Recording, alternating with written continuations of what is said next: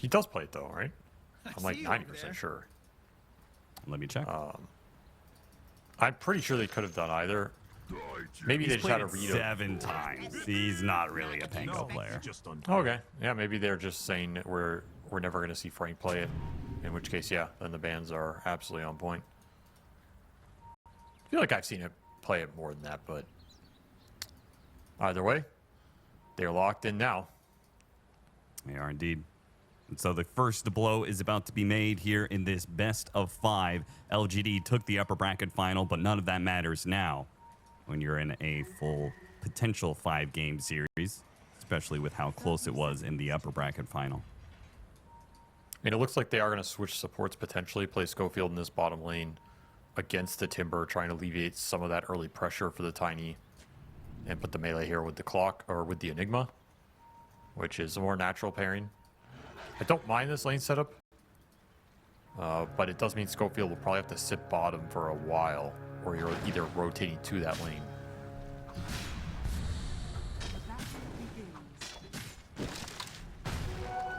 Early little scramble over the bounty runes, but it's PlayTime who have the better positioning and maybe the better level 1. They're easily able to secure 3.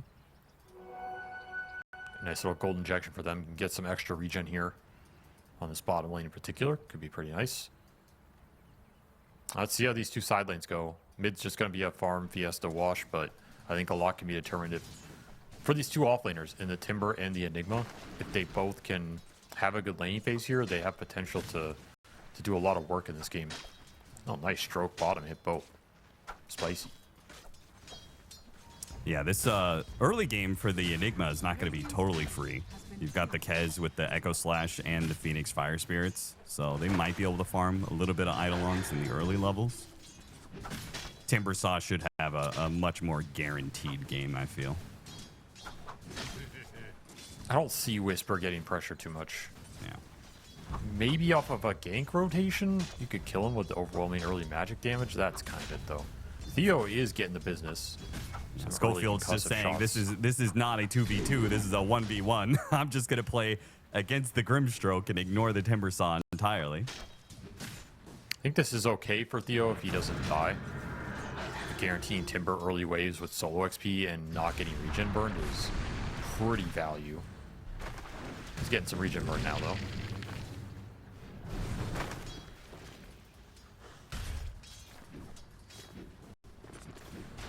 And then our mid matchup, Pango versus the Beastmaster, which Pango is adept at being able to kill boars.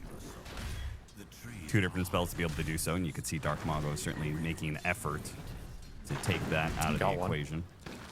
One of the boars denied the other boar. That's boar on boar violence. Nice little play.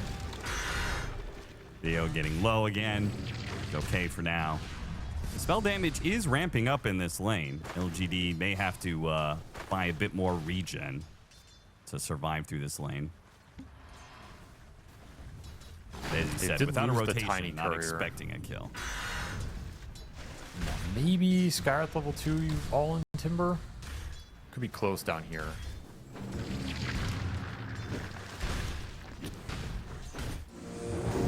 Got the Cogs onto 2. Well. KJ tries to dive after Frank here, but gets interrupted by the Cogs and will die as a result. Damn. Gets a bit too aggressive. Both of them going for the Eidolons, but 2 of them survived. A really good Cogs from El Misho set that up. Clock continuing to prove his worth here. Having himself a nice start with that early kill. It is Dark Mago suffering, though, across the board. 11 denies on the Beast. Pretty ridiculous start for Tai Lung. Yeah, this some server lag or what? Yeah, maybe. This may be a repeat problem, right? Because the Beastmaster, they tried to pick up the... They tried to play the Kunkka against the Beastmaster. Didn't really work. And then they tried to play now the Pango against the Beastmaster. It's not working in lane either. No. He's getting raffle stomped. Yeah. In fact, it's looking real rough. He's might not even get an extra water rune. If the lane gets shoved in, he can kill one with the boar, take the other.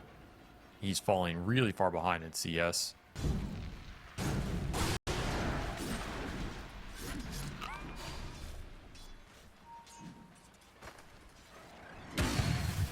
Maybe you can rotate the Sky to mid to try and salvage this a little bit. It's kind of your one option as playtime. Bring some heroes to this beast and kill him once or twice. We saw somebody do this in one of the games with the Storm. I think it was Amaru with the PP Storm. He was under pressure, but then they just rotated heroes mid, killed the beast twice. He's pretty susceptible to just getting ganked, even with some levels. And then you can kind of turn this around a little bit. So that is an option available. KJ stuck in the cogs again, but the Eidolons to get free hits on him. They are going to get farmed by Yuma, though.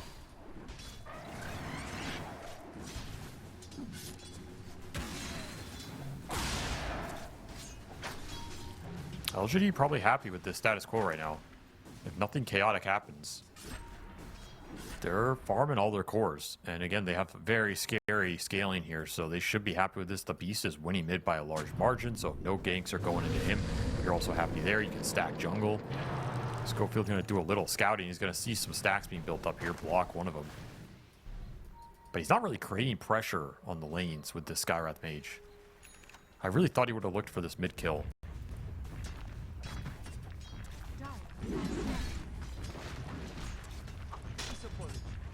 Here comes Theo. Tai Lung has a healing salve coming in.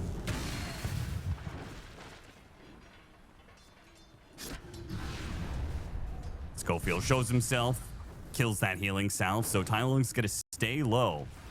And that may still be an opportunity when Dark Mago hits his level 6 if he can get it before Tai Lung does. He's going to have to go back for Bounty Rune here for the resource refill. KJ, Another cogs, trouble. another kill. KJ will die yet again. Throws out a blood grenade in vain as El Micho has the stick charges to survive and in tranquil boots to heal himself entirely back up. This Clockwork has just been a menace in the lane. KJ, they thought the answer was going to be the Phoenix. It's clearly not. Haste Rune going to be grabbed by Schofield, and now Theo's going to be dying here unless Tai Lung can do something about it. Roar out on Dark Mago, but no damage to follow it up, so this is just going to be a wasted ult. Oof. Nice rotation for Schofield. Gets a little something extra for Dark Mago. Whisper almost got him there. He could have hit that Whirling Death, but Wits hits him with the Avalanche just in the nick of time. Resets, gets off a healing salve, and still has 18 Magic Wand charges. Almost level 6 on this Timber. That's when that kill threat opens up. Does have Lotus to play with. So there's a bit more resources than it would appear. He's going to get another Lotus, in fact. Pretty nice. As Wisdom Shrines are spawning, looks like an even split here. No ability for LGD to invade. Very even laning phase across the board.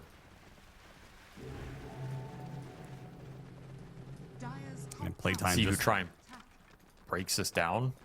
I would assume playtime want to break this lane phase down by going to the Enigma lane. It's usually what you want to have happen with this hero is be able to fight around the Eidolons, kick people out of this lane, take the tower, abuse the early drum. So if you go to Frank here, you should have a strong fight out of it. And especially given you want to move away from the Timber Saw typically at this point. As we can see, Wits is getting abused here. Thinks well silence right before the Avalanche goes out, stalls him up, and might have just saved his life. Whisper's going to hit him with another Chakram, though, slowing him down. And it looks like Wits is caught. Not much he can do about it. Doesn't even have a toss leveled up yet. Throw away the Timber Saw. Damn. Maybe he could have TP'd out there after the Inkswell. I think that was the play. Nonetheless, he goes down. I'm surprised they stuck around in that lane for as long as they did.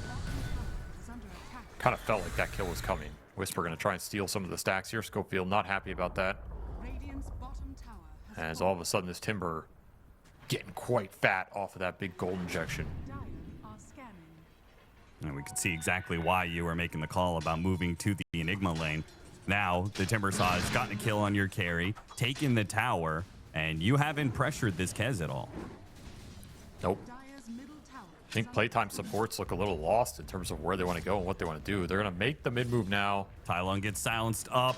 See if it lasts long enough. Nope. He can get off some spells here, but he already used the Roar earlier. Maybe another round of axes. Ooh, Maybe he could just get he's out. chilling. As with the Inkswell, the help from his friends, he stays alive, and it's going to be all of playtime getting wiped out in this mid lane move. El Micho, oh, he actually maybe lives here. There is no long range spells to catch him, so it's only just the 2, but still 2 for nothing. Nice response from LGD. Very ready to counteract this mid move. Bring the Keza and the Timbers, even kind of rotating. He's going to get some tier 1 tower damage. Bringing numbers to that fight. Not a lot of early damage from this playtime support duo, especially with Schofield out of mana. We kind of need some more levels right now. We're going to bring Frank into this. Short Looking timber for a chain black down hole. to the river. Frank just can't quite get close enough for the black hole. They're going to have to go for Theo. Take the smaller kill. Everybody getting involved in this mid lane. A true brawl fest. Space for the carries, I guess. Be surprised if Frank doesn't try and pressure this tier 1. You have Drum, you have Idol on level 4. The Beast can clear it a little bit, but this should be a tier 1 tower. Yeah, without level 6 on the Phoenix, Kez, I don't think really wants to. Well, maybe they will. They're actually both going to smoke in. This feels like a very risky move, right? You could just chill out, let Yuma keep on free farming, trying to take this fight without having the overwhelming team fight with the Phoenix A. But they get the roar onto Dark Mago. Playtime had backed away from this play. They no longer win for the tower, but they still put Dark Mago forward, and he gets ganked. They didn't even need the 2-man smoke from Yuma and KJ. Just Tai Lung and Theo had it well in hand. So it is a max Phantom. So you have a lot of extra disable time to play with against these cores. And just easy walk up and roar him. He had an amp damage in the bottle. Doing nothing with it.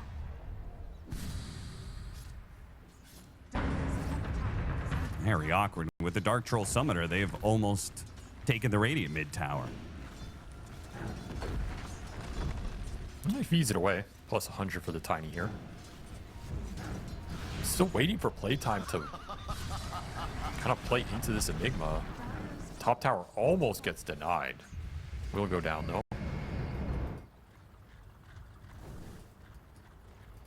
Feels like LGD are just getting the better of this early game a little bit. Because again, I expect playtime to want to extract more in this series overall in the first 10 minutes.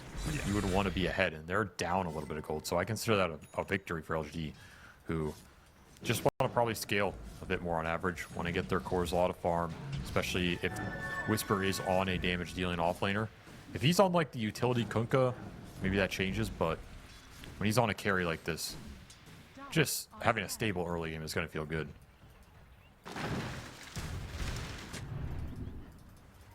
You have LTs too.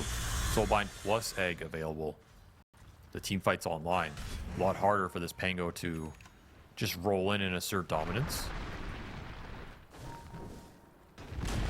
Mid tower will be denied by Theo's. He knew the push was going to be coming eventually, especially with an Enigma on the field. But it feels like this has been plenty of time. Whisper clearing out the stacks. He's now got a Kaya. If he can get to his full Kaya Sange, he starts becoming the tanky beast that does a lot of damage. That's going to be tough for playtime to push into.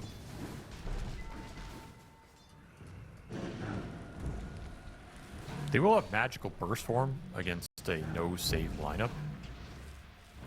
So the Skywrath will have a window in this game to just kind of burst anybody before utility items come out.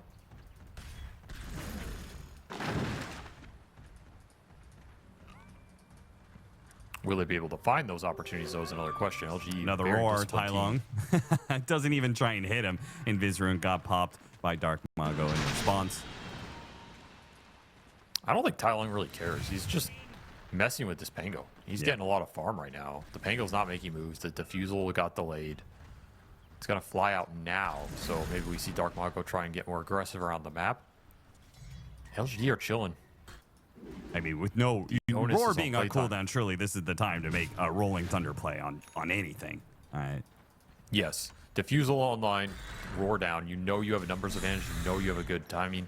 You have your Mystic Flare as well. So you have damage. You have that information, but so does LGD. Whisper, they try to get out, but a long-range hook shot. El Misho lands one. Timber chain to the side here. Dark Mago's going to try and catch up. Beautiful from Theo, though. Turns around with the Soulbind, stopping that Rolling Thunder. Hits a double silence. He may be in some trouble here. Whisper puts himself up on the cliff. Good position to kill El Misho, though, as they trade support for support. So despite the advantage that PlayTime had, LGD also saw that advantage coming. They saw the move coming and back away, making a nice trade for themselves. Say 1-for-1 when you're just trying to dodge and farm right now. It feels pretty good. Nice defensive maneuver. They saved their big core targets from the early damage spike here. And now you're going to have to re-smoke the Skyrath through the gate. This one may work, though. This could be really big. Early Blink Dagger from Wits. Oh, it's not here yet. Oh, he bought it. It's still on the courier. It's flying out to him. They need it right now to catch Kez in the act. They'll still get him if they can land the Skyrath spells. This is a tough angle to do it on. Going through the trees. He's going to show here, Frank. They got him on the Malefice. Oh, instant Black Hole Mystic Flare. Okay. They are not messing about. They wanted that kill, and they wanted it fast. Right next to the tier 2 was dangerous territory. They're still going to get caught on the retreat out, though. Aurora goes out, killing the Clockwork. Now Whisper jumping forward with the Inkswell. Kills the other support. They may have lost their carry. They do get 2 kills for it. So once again, LGD just playing defense and reacting. They are reacting quickly to the playtime moves. Losing your Kaz has still got to hurt. That's worth it for playtime, honestly. The big reaction, Kez goes down. Tiny is continuing to farm. Honestly, I'm surprised at how fat Wits is, given the lane wasn't that free for him. He's pretty jacked. And he can do some work. This is a Tiny that can basically play the map like a 2 while continuing to scale like a 1 because he has that Skyrath behind him. Like, you don't have to worry about, oh, can I jump this guy to have the damage? If Schofield's near you, yeah, you have the damage. So there's a lot of threat on the map right now, on these lanes in particular, mid lane. Not an easy lane to shove if heroes are off the map. We're going to see LGD smoke. Rocket Flare hits, but after that smoke was popped. Nice initiation. Oh, great combo from the Tiny. Quick kill. Now, Kez does get in there with the Echo Slash, but he doesn't really have enough damage to threaten these tankier heroes in both the Pango and the Tiny. They reset a little bit. Won't be able to kill LGD cores, though. That's still the struggle for playtime. But, man, what a jump from Wits. That was beautiful. I don't think he even saw both of them. He just saw one and ends up getting the 2-for-1. They smoked right into the jaws of the Tiny. There's another smoke down the drain for LGD. Not finding a lot of aggressive maneuvers of their own. Again, I think they're okay playing this kind of defensive early style, but the few times they have tried to do something, it hasn't worked. So that could be a concerning sign for them early on in the series. Do you think that's something that Playtime have talked about since their upper bracket final, playing up against LGD, that they need to be prepared for longer games? Because Frank is going to go back for a Hand of Midas. Definitely could be. They should expect LGD to be pretty good at dragging these games out, slowing it down. You kind of have to be prepared for that MO and not fall behind on farm. You don't want to force the aggression in terms of just looking for kills. You want to use the aggression around objectives, around good timings for your heroes that are easy to execute, and then continue farming in the downtime so you don't fall behind. Yeah, I would almost like to see, I like the Hand of Midas here. I would almost want to see, like, Schofield pick up a shard. They're going to go for the Timber Saw, see if their damage is enough. It's a lot, but the double silence came out from Theo Lacour, and that's going to make things really awkward. The Inkswell didn't actually hit a stun here. Wits dies to the Chakram that came out from Whisper, clips him. Now, he's going to try and run away. It's mostly physical damage chasing after him, though, so he's rather tanky. They finally drop the Black Hole on him, though. The 40 reactive armor stacks do not match up against the pure damage of the Black Hole, so he does die for it. But another move from Playtime that doesn't allow them to just take over, right? It's another 1-for-1 trade-off, another core trade-off that they experience. While the Kez is farming, so you're not too happy about that. You lose your Tiny, your biggest presence on the map. You use Black Hole. Timber was worth a decent amount of gold because he had the streak. Technically a higher gold kill. There's a little something for you. There's your Midas on the Enigma. So they're going to scale this Enigma up. But not the momentum you're looking for in this game, that's for sure. I mean, there's definitely nothing wrong with playtime in their late game, right? All three of their cores scale. You see, For sure. Pango is an absolute monster late game. Tiny carry can match up to Kez, I think, pretty well. And they've got supports that can scale, particularly the Skywrath Mage. It's just the difficulty is usually getting the gold to scale on this hero. Elisho tries to dare into the triangle and ends up finding LGD lying in wait.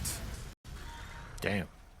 Got messed up by the lizard. And they're going to go for an early Roshan on LGD. They think this is an opportunity here. But no black hole, and now no clockwork. Yeah, what are you afraid of? Yeah. Black hole on cooldown does give LGD big openings in this game in terms of taking 5-on-5 fights. Yeah, so done for the Kez speeds this up a lot too. Nice little grab. Game is progressing for them.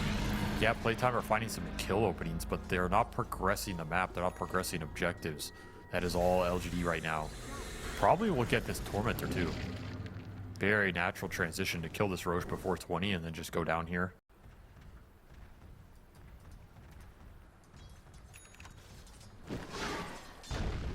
Playtime, Aghanim Scepter for Dark Mago and BKB for the Wits Tiny are the two next big items that will be coming up in the next few minutes, but they're not ready yet.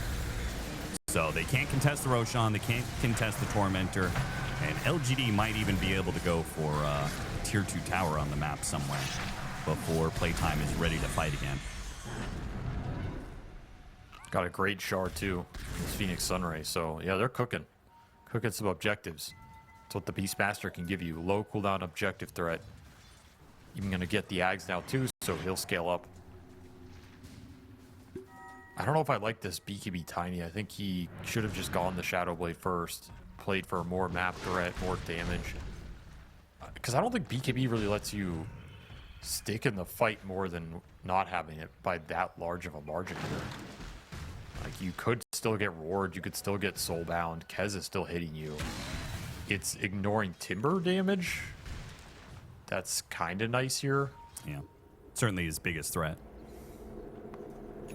Also, I would say, how much value do you think you would get off of Shadowblade in this game against an LGD lineup that is playing pretty heavily around each other? They're playing a lot of defense, they're conceding more of the map, and just guarding their areas. Oh, that's fair, yeah. It's maybe not a great Shadowblade game. Maybe there was another item to consider. Something with more damage or oomph that would help you in the 5-on-5. I mean, he could have gone another Harpoon, which would give you mobility on the map and also a way out in these fights. You can get out of the Chakram or out of the egg AoE faster. Just go second item, Daedalus. That's Giga Chad right there. That is Giga Chad. Well, He's with up his here all alone. They're BKB, smoking he is going to man. push out waves very dangerously. Managed to get the blink away. This would be sick if he gets out without having to use the BKB, and sure enough, he does. That was really fast on the blink. Yeah. He got hit by the Spirit. He got hit by the Phoenix ticks, but not the damage tick. Kind of wild. And that was also right before KJ completes his Yule Scepter. So if he had that Yule Scepter and the gap closed, he could have actually stopped that TP. And look at Wits come right back to where he once was. Where did he even TP to? Bottom tier 2, I guess. Yeah, I guess so. That's the only way he could be here again this quickly, coming through the gate. There was a ward placed out there after the attempted gank. KJ dropped a ward. And so they've already spotted Wits' move. They always have that Schofield gem running. He buys this every single game, no matter what. Yeah. It does secure you some map control if nothing's happening. Pushing you towards the BKB on the Enigma will be a big timing in this game. Playtime not falling behind here. Like, it feels like LGD have more map control. They got that nice objective sequence, but unable to stop these cores from finding farm. And now it is Playtime smoking up into the Aegis. Got a scan on him. Risky proposition. So they may make the read here that this is a smoke through, or maybe not. Timbersaw gets jumped and blown up without being able to cast a single spell. Theo gets the blink back, though. An early blink dagger for this Grimstroke. Frank almost got another one. Ooh, long-range swashbuckle hits Theo. They spotted him. Shield crash lands. Got him on the silence, but it doesn't matter. They just run down the supports. One pick leads to two. And PlayTime take over the area. What are they going to be able to do with this, though? Nothing objective-wise, just get lanes out.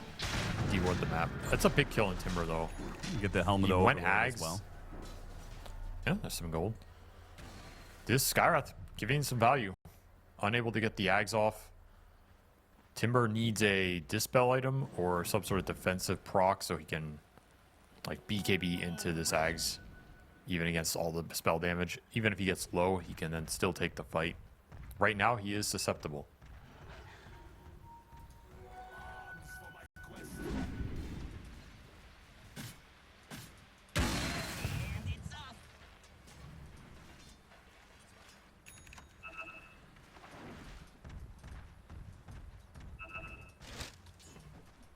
Enigma BKB is done. Frank is ready to go for that one, which means the only things that can stop him now are going to be the roar from Tai Lung and the supernova, which, you know, unlikely he's going to be timing that black hole as the egg explodes. So it's really just Tai Lung. And so that probably means he's going to wait to black hole Tai Lung specifically, right? Either that or if you get a good 2 or 3 man opportunity, I think you take it with the team understanding of, hey, I'm going in on black holing 2 or 3 heroes. Somebody check the Beastmaster because he doesn't have a full BKB yet. So he can still get tiny stunned or clockwork cogged or something that runs interference. I think that's totally fine. Even a 2 second or 1.5 second black hole can finish off some of these cores. And then if he pours the Enigma, yeah, that was a good pick off. I mean, the one thing is that these supports are all sitting neck and neck with each other except for the Phoenix. The Phoenix is the best farming support of the 4 and has been getting a bit of a net worth lead over the others as a result. So every once in a while being able to check him a bit with the Tiny is a good show. Shadowblade giving some value. Gonna kill another Ancient Creep. Gold's adding up here. It is. PlayTime finding more farm on this map. Pretty interesting. You would have expected it to be LGD going into the series, but maybe PlayTime adjusting their mindset here and saying, you know what, we don't have to run you over. It was unsuccessful, except for that one game. We're just gonna play slow, methodical Dota, scale up to, have this Enigma in our back pocket if it comes to the ultra late. Yeah, if we don't break away with a big lane lead, or we don't have heroes like, you know, the Viper or whatever, like we won't be able to assert mastery over the game in that first 20-25 minutes. So if that happens, we play it slow. I kind of like it. It shows some discipline here. Some multi-dimensional style from PlayTime. Yeah, PlayTime isn't just a you know, go all in or bust sort of team. And they're not panicking right now, you know, that's the biggest thing. Like, oh man, we didn't win early game. This game is going to shit. We got to make some bad moves to try and salvage it. They're pretty calm. They're just farming. They understand that they have a large window to win this game before it maybe becomes impossible in like the super late, but even that's a big question mark. Whisper is back to kind of an untouchable state with the fresh BKB picked up alongside the Aghanim Scepter. They have given him the gem, and he's leading the charge into enemy territory, checking out for wards, hitting the tier 2. It feels like every 2 or 3 minutes, the state of the game shifts a little bit. One team feels stronger, the other team goes to dodging. Well, how strong does LGD feel right now is the question, because Roche is available. Theo's sitting in the pit. Are you confident enough to force that objective a second time with your BKB timings? You absolutely should, right? You've got Phoenix, one of the best, best supports to play around that Roshan pit, and it's a level 2 egg. PlayTime will contest this, though. This is not a Roche you give up without a fight. When you have Clockwork and Scout, you have BKB Black Hole. It does mean that they are going to be pushed into walking into a ward. They spot that ward, and Schofield very wisely sees the ward, hits it once, but realizes he shouldn't stick around. He doesn't want to get picked off trying to kill this ward. He backs away. So they probably know they're either going to have to push through mid and wrap down river, or go for a smoke. Trying to get mid lane in with the Eidolons to give them a bit more map control and vision going into this fight. So they won't have to show anybody here, and they're going to make the large wrap around. Not sure where this is coming. Okay, the Clockwork Rocket Flare definitely gives them an idea of what's happening here. They wrap through mid and have now taken your triangle area. LGD retreat to the Radiant jungle side of things. Radiant are scanning. Radiant's courier has It's very cool that Dark Mago managed to push through bottom, though, because it means he's going to push in this wave, which helps keep some pressure on him. Timbersaw just goes straight in. Cogs push back. Whisper, he gets Yules, losing his Aghanim Scepter immediately. Meanwhile, the Yuma tried to find an initiation. So did Tai Lung. BKB goes off. The best they're going to get is Schofield here, while KJ has already been picked off. Both supports are dead, and LGD just did not find the initiation there. We're looking for it now. Playing off of buybacks, though. The second round of the fight could be good. Theolacor does manage to blink away. There's that black hole on the only hero who could stop him, except for the damage. The damage is going through. The Supernova's going to explode. PlayTime couldn't play into the black hole. They're forced to retreat. They pull back the Pango. Whisper is low, but he gets back with the Timber Chain. Dark Mago, can he get away with the swashbuckle? Throws some damage back on a Yuma. Goes back in with a shield crash. Gets a little bit more of a shield, but he dies. Yuma with the triple. Not enough. We got the ultimate. The Raptor Dance goes off to kill Wits as well. 4 dead and a 5th to fall. The Clockwork is the last to die here. Got off the Cogs, making a run for it, but the Fire Spirits find their mark. LGD, the initial part of that fight went terribly for them, but they play off the buybacks. They play on their own side of the map, and PlayTime got lured in just a bit too deep.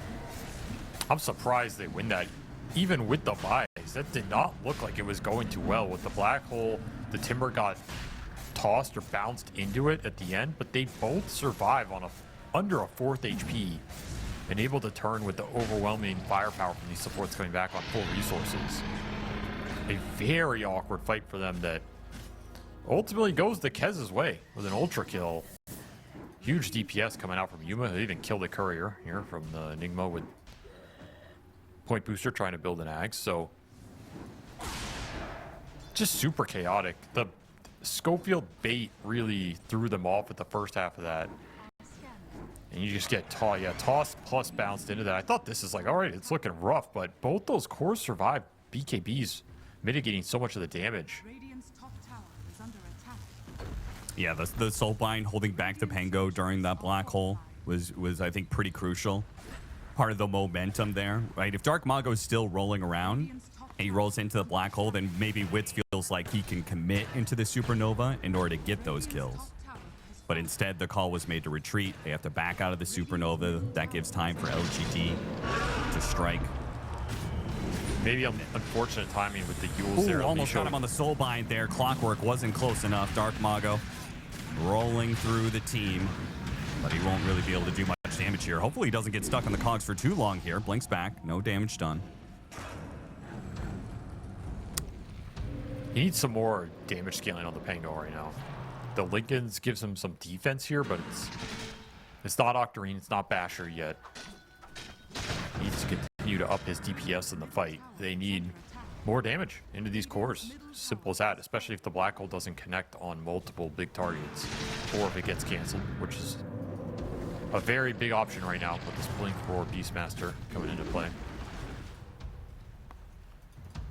Radiant's bottom tower is Daedalus for Wits would also change the fight a lot. You could have potential to burst some of these big targets down.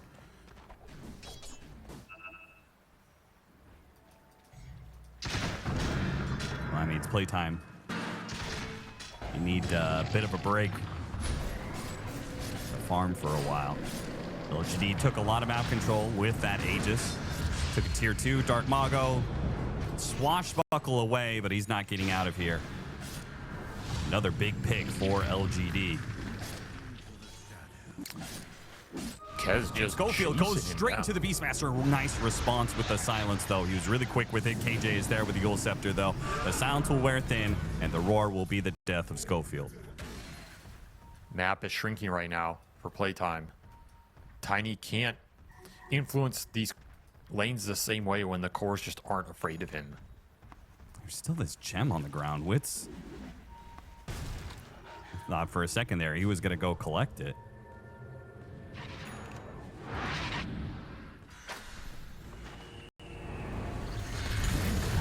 Tiny cuts one wave. Clockwork tries to cut another.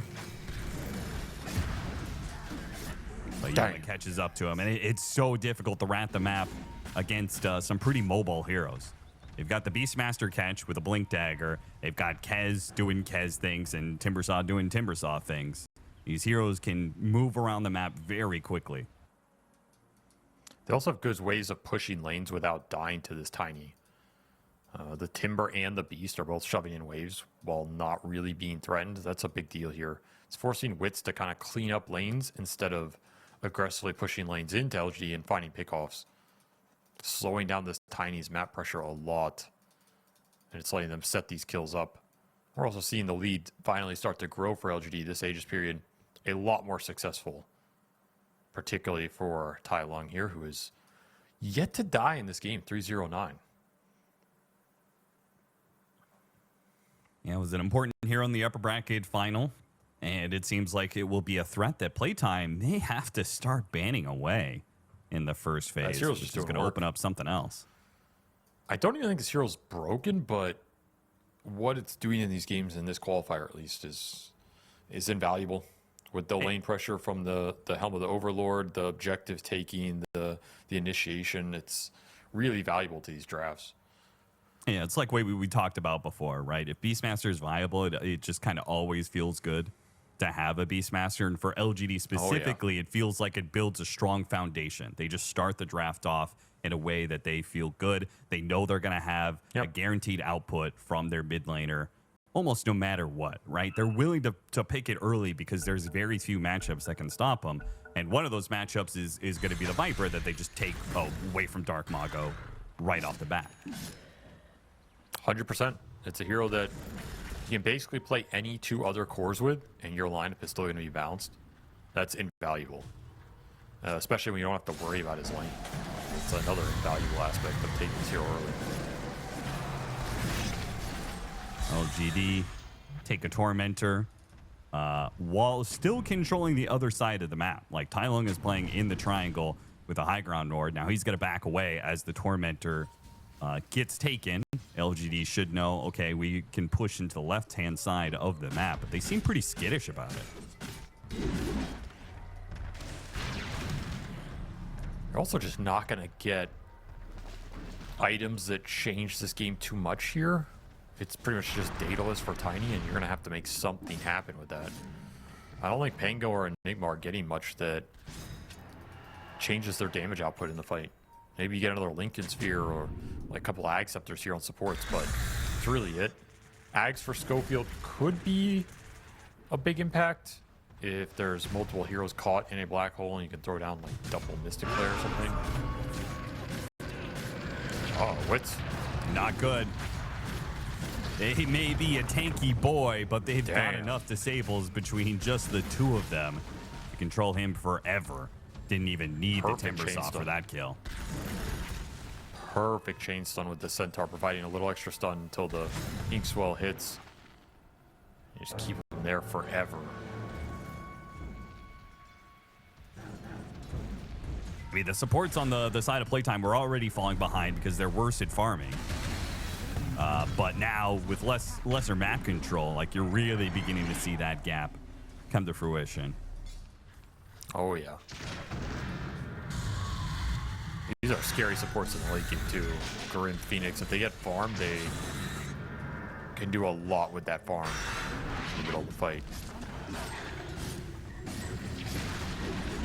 Radiant's middle tower. With the banner laid down, mid lane under assault, trying to force the buyback out of the Tiny, and they may have to use it now with a black hole and initiation from Frank. They're going to try and get this kill without the Tiny, and it's not good enough. The Raptor Dance goes off, and Yuma survives. It wasn't even that close. I thought for sure once the black hole was used there, it meant the Tiny was going to buy back and TP in. Not the case at all. What They was thought that they in had general? the damage themselves. I mean, Skyrath was finishing his Ags on bottom lane. He's like 50 gold off of it. So you don't have double Skyrath ult there. You don't have your Tiny damage. Why pull the trigger? I don't think a Rax really means that much in any game. To take a super disadvantaged fight, missing your two biggest damage dealers? And now Schofield's Ags is wasted. Instant Yules. What a response there from KJ. Precast on Wits does not save him though. As Dark Mago with the buyback is able to kill the Phoenix. A big pickup. But is it enough for them to hold their second lane of barracks? Because Whisper and Yuma, they still feel like the strongest heroes in this game. He's just sitting there, swinging. Nocturne for one. Yuma is building into a Satanic on the other. No black hole available. You're gonna have to make this happen without it. Oh, Tai Lung does not manage to get the roar off. Wits and Silver edged away. They didn't have the vision for it. And they say the melee barracks just isn't worth it. No reason to take a 4 versus 5. Their Phoenix is dead for quite some time. Don't forget that was a dieback from way back when we had that team fight in the mid lane where both supports used their buybacks. That was just a bizarre play call, honestly. I don't know if that was the pressure getting to playtime or just a severe miscalculation on damage. They rushed that for sure. There's an argument you don't have to wait for the Tiny spawn if you think the Mystic Flares give you enough damage, but then why are you not waiting literally 3 seconds for a Ag Skyrath to be able to join you on that play? Sure. Very, very big misstep here.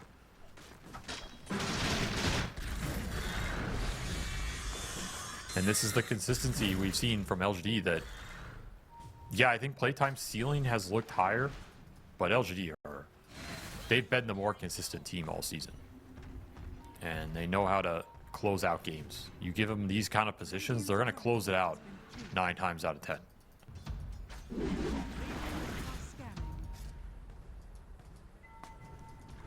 See if Frank can land some big black holes. They're going to need it. And still win a team fight off of some good spell casting here. You have a lot of damage to throw into that black hole with the Ags, Mystic Flare, with the Daedalus Tiny. But it all comes down to this Enigma finding at least 2 heroes. You might need to catch 3. One of them probably has to be the Beast. And to do it while his team is ready.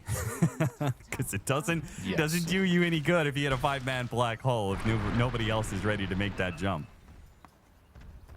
They did get to Refresher on the Pango, which is kind of nice here. Gives you a lot more time to take a longer fight. Sure, one soul bind doesn't totally ruin you, right? It keeps you out of the fight for a little bit, but you can refresh, roll up, Rolling Thunder again. I'm going to try and take another weird angle here.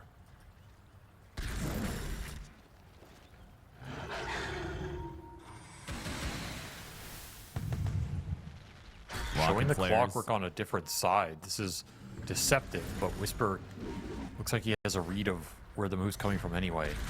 They're holding all the high grounds.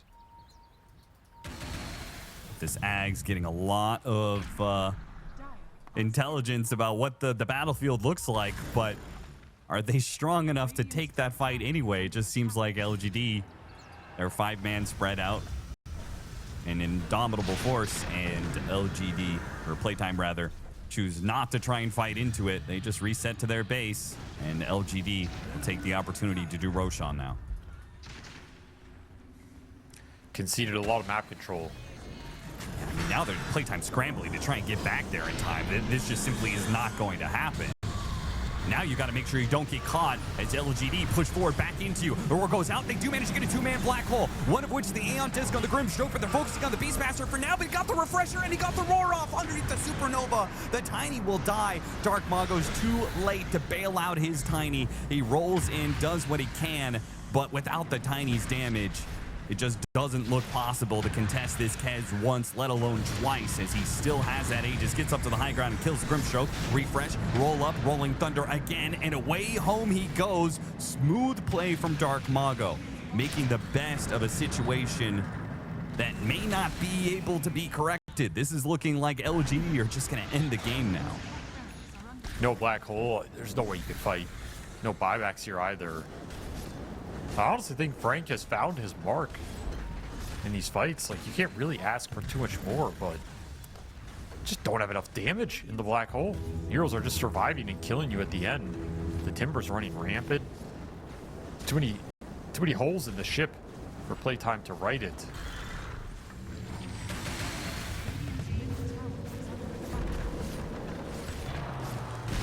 With the banners being dropped and 4 different LGD heroes alongside an Aegis, LGD take PlayTime out of this game 1.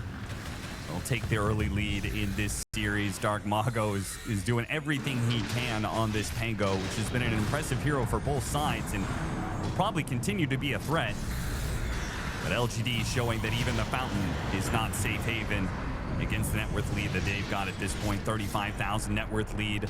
A Kez in the late game, a hard hero to beat. And he goes to the bitter end, but the throne explodes and game 1 is done. A very out there off.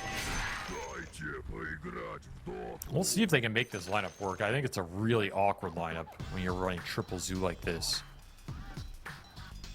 I just don't see the support duo having a good time when you have no playmakers, nobody to set anything up, no low cooldown damage threat. You're just trying to win lanes and outscale them, kind of. Yeah. I wonder if part of their philosophy is like, again, we just want to go shove the map so that Schofield can't play this pickoff style. And if that's the case, they really went all in on it. I mean, they have 3 cores that can ghost push the map to some degree. So that's kind of like a giant FU to Clockwork. It's like, yeah, nice pickoff hero, Schofield. You're never going to see a core to pick off. If they can execute that, strategically it could be really obnoxious for PlayTime in their style. This is a very difficult lineup to execute, though. Triple Zoo with Silencer, that is not a pretty statement. Yeah, I literally don't know what KJ is going to do outside of the laning phase, besides hit global every once in a while, you know? Like, I feel like he's going to be more of a spectator than a player in this game. I think this hero has like almost negative purpose in this game. Yeah. And it's a 3 bounty runes start, so if you are already feeling good about PlayTime and their draft, you got to feel good about the start. Excuse me, 4 bounty runes. Oh, yeah. Damn. Well, that's rough for the zoo here.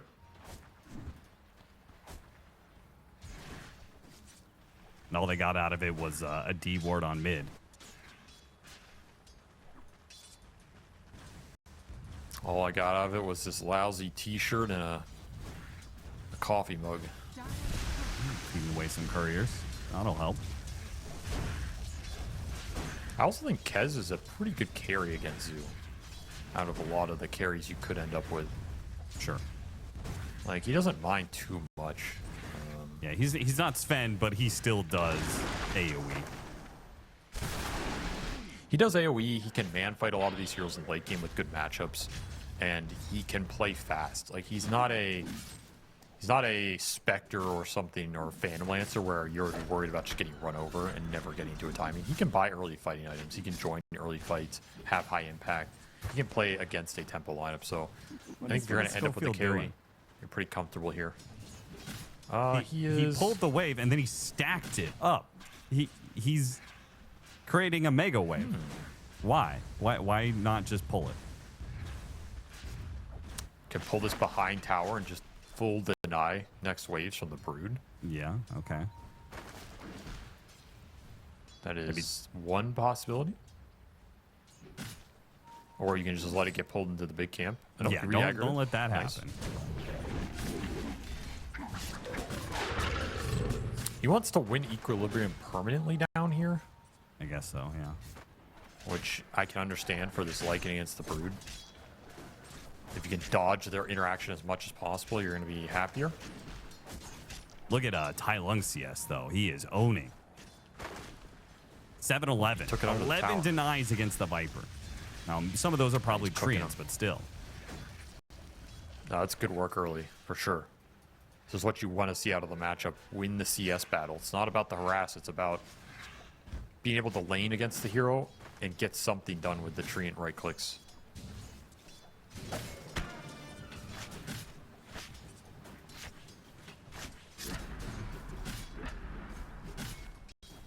Definitely the most focus is going to be on this top lane, though. I mean, they just keep on trading spells back and forth, and there's potential for a Furion teleport in at some point.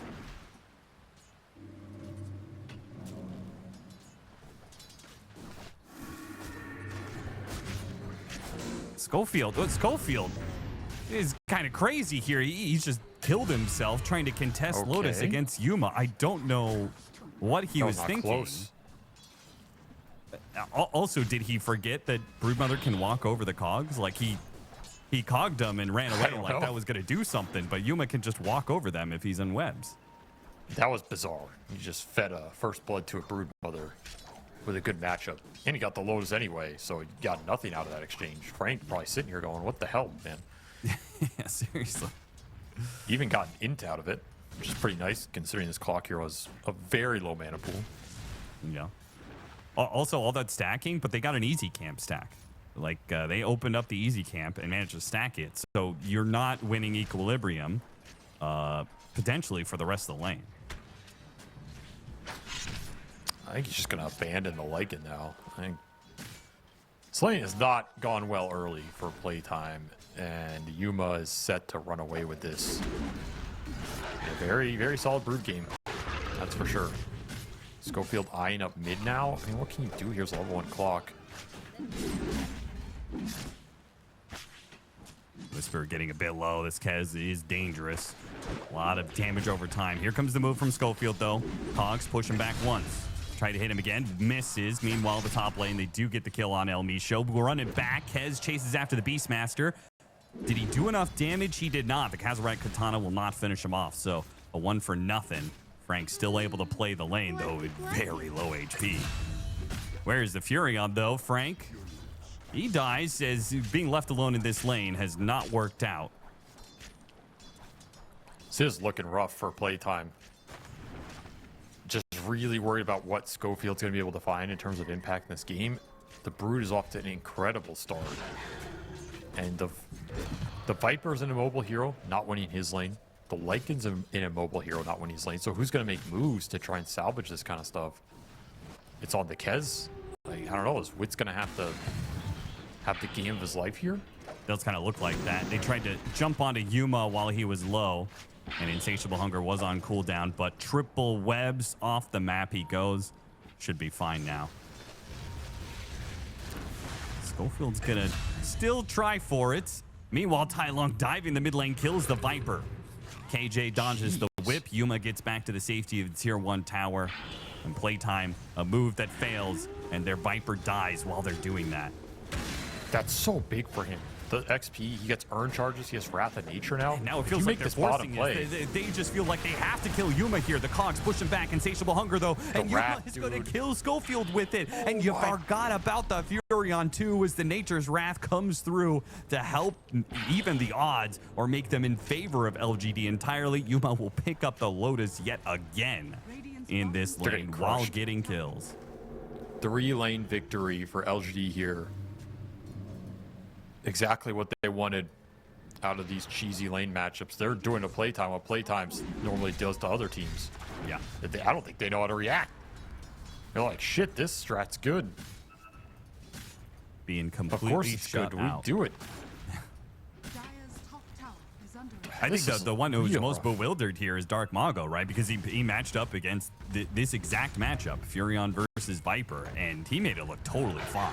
And Tai Long is just a different beast, I guess. He's just manhandling him. Yeah, Got so many early denies. He has 31 denies. What? absurd. He has more denies than CS. Yep. I don't think I've ever seen that. He's been more focused on denying than he has. Uh-oh. Did he overstep, though? Viper struck and a whip to make sure he can't TP away. He just dies. Now, maybe Dark Mago dies in return, though. KJ's going to run him down with the glaives. One more hit, he got him. Probably die to El Micho here. Gets a couple more hits off to ensure that Theo Lacour can pick up the final kill of this exchange. Still got to feel good if you're Dark Mago, though. You needed that kill. You needed it, but so much XP go into this support duo. The Furion's going to come back with Wrath of Nature plus Teleport. You're not gaining too much ground. Yeah, he got a lot out of that exchange. Yeah, you weren't lying about the experience favoring them now. They're up 6 levels at the 8-minute mark. Ooh. What the hell? That has to be one of the largest 7 levels at the 8-minute mark. Radiant's middle tower is under attack. That's crazy.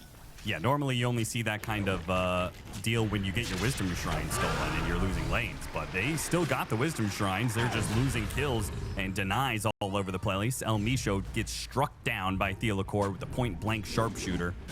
Same level as their cores. He's higher level. This Hoodwink has straight more experience than the Kez right now. More experience than the Lycan.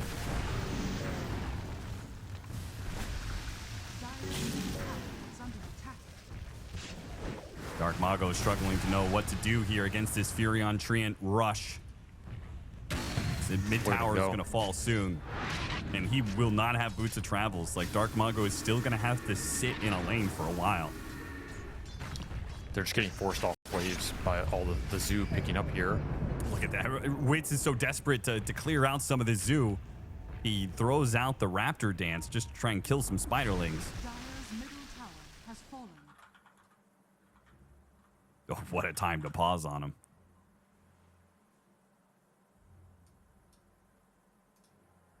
Some server lag, I believe. No? Well, Hotkeys, okay.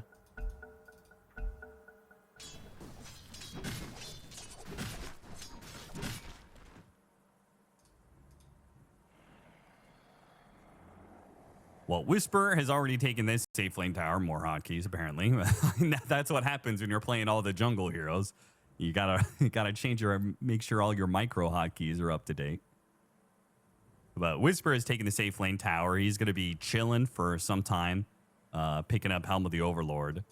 With the early mid tower going down with the Nature's Prophet, I mean, it pretty much ensures that the problem that you illustrated early on, the potential of this zoo lineup, shoving in lanes to you at all times, and you just never see a hero. You're only seeing Treants or Helm of the Overlord creeps or Nature's Wrath striking down from the sky and killing the wave that's pushing in. You're not going to be able to go and hunt down heroes, which is something that Clockwork really needs to do. Kez, I think, is one of the better carries at doing something like that. And Lycan wants to be the one pressuring you. Lycan wants to be taking your towers so he can use Shapeshift to run you down in those moments. But he may never see a hero to run down in the first place. I agree. This map's going to be really tough to play. I think Viper is really going to suffer in this situation, which is what the Zoo's designed to do. Just swarm this hero with summons that he doesn't have the AoE clear for. Yeah, you can get a Boots of Travel here, but what are you Boots of Traveling into? Who's going to set up anything for you to take advantage of? The Helm of Overlord for Lycan is going to be a lot slower than the Beastmaster's progression, at least in theory here, so you might get beaten to objectives. You can take advantage of the supports here. If you're playtime, you could just run it to silence or hoodwink a little bit. But they got so many early levels. They're kind of beasts on the map because of the early kills. So I'm not as worried for them right now as I was in the draft. It's looking really good for LGD here early. And they've played this situation before in this qualifier with the Brood against the Lycan. So they're confident in this Broodmother scaling here for a long time. Is this a situation, could playtime, is there a way for them to be able to itemize or play out of this? As in, can they just accept, okay, a lot of lanes are going to be shoved into us. Let's just play a defensive, slower game. Let's itemize more for late game. I'm thinking, like, instead of Mage Slayer, can Kez go like the Battle Fury build or something, right? Can Viper? I don't know what Viper does in situations like that, but I don't think so. I think you have to be ready for a fast game. going for kills. Global Silence not going to save KJ. And an opportunity presents itself for PlayTime. Very small one. They get a pick off down here. They're going to swarm this bottom lane. We'll see how much of this tower they can take. They need to try and get some map back for themselves. Witz is still going to chase after Yuma. Gets the vision on him. It's going to be hard for Yuma to get out of this. Some fast heroes. Actually, Lycan Shapeshift is already done, so never mind. Whisper's just taking top, though. Yeah, he these is. lanes are just such a problem. It feels like Witz knows he's the only one who can really make plays, and he's trying to do it solo. He goes to the bottom lane, now comes through gate. He's going after the Beastmaster, and they catch him. Managed to get close enough for the Viper strike.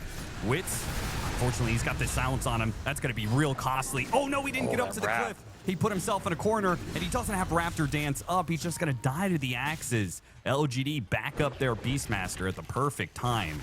Not to mention the Prophet coming in. Schofield is level 4 clockwork. There's nothing he can do to help. Might die here as well as another bushwhack.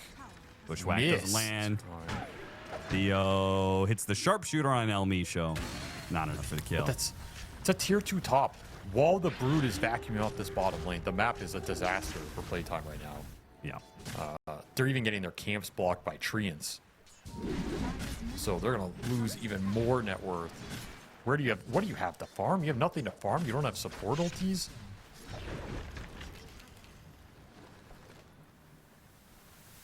And if you try and make a move, Furion can counterplay it. Throw the Wrath out, TP in with Vessel. That's a lot of damage. Too much for this Viper to handle. They blocked the Broodmother's camps, by the way. I feel like that's such desperation, you know? Because Broodmother's a fast hero. You could just move to different parts of the map, right? They blocked the hard camp and the easy camp. Yuma did have a sentry, so he opened up the hard camp, but they're like, this only slows down Yuma a little bit. Got a couple stacks for Frank to clear, but stacking for Lycan, that's like some desperation territory. For sure. Well, with all the early towers, it has led to a 6,000 net worth lead for LGD by 12 minutes. Gotta be pretty favored at this point. Assuming PlayTime can't find some crazy opening. They do have support ultis now. Managed to get to them. That's big. Maybe a pick off on KJ here. Instantly, Global Silence goes down. The shapeshifted up Lycan will run down KJ, but even when they get the pick off, when they're leading the play, they lose. Beastmaster just solos the Kez while they go after the silencer. And there's a pause while the Brood's just hitting another tower. Every time they make a play somewhere, one of these lanes is just getting assaulted by some zoo monstrosity. There's no easy moves to make in a game like this with so much lane pressure. Very toxic lineup now that we're seeing it play out.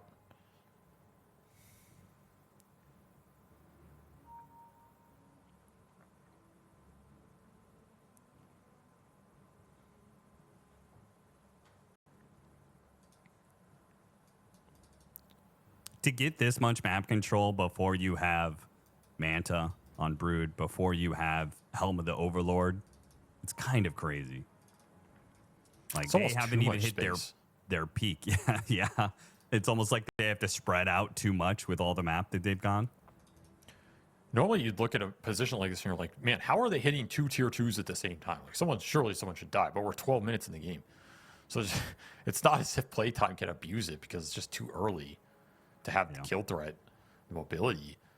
LGD are going to get really fat here if they're able to just vacuum multiple parts of the map. I mean, the Furion or Beast can farm their Ancients. The Brood can farm the Dire Ancients. The Furion can take dead farm somewhere else. Like, it's a very efficient map lineup. And the big question is, what will Tai Lung buy here? Because he's going to be rich in this game. He has some options.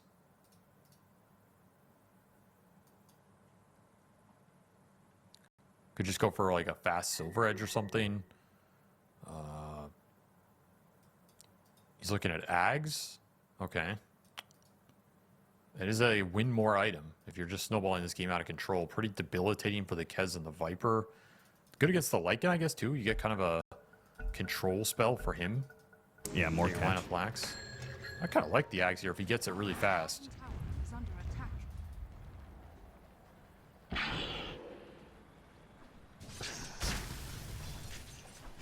And their lineup lacks a bit of stun.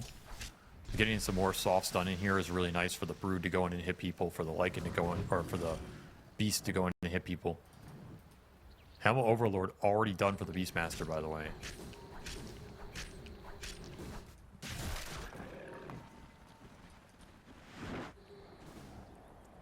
Beastmaster is taking one triangle. Brood Mother takes the other. Not left with too much to farm for playtime. They're scrounging around for scraps at this point. The lead is just growing. They gave this Viper and they made his life hell. And it's working. Working beautifully right now. It's also another game that we mentioned, like Schofield. What is Schofield supposed to do in a game like this? With his skill set as a player. Right. There is no pickoff. There is no cheeky play you can make when you're just getting zooed across the map. Like, what does he see bottom? He sees a Brood with a bunch of Spirelings? What does he see mid? Treants? What does he see top? Beastmaster boars and a black like Yeah. what are you doing in this game as Clock?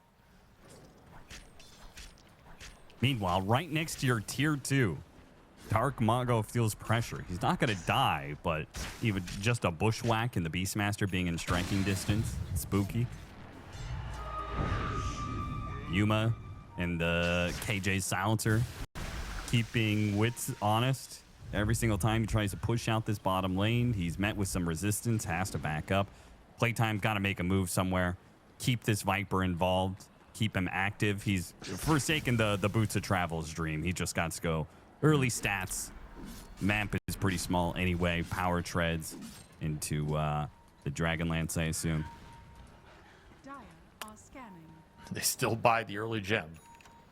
Radiant are scanning. Some things never change, but that's another large amount of gold going into an item that isn't giving you a lot. Especially when they have so much vision off the summons. Or goes down mid lane, Lycan dead before anybody can show up from playtime. And what was there to show up to? It was a roar. Whisper just walked away and let the Black Dragon do its work. Now the Treants are surrounding Dark Mago. Dark Mago almost gets completely blocked in.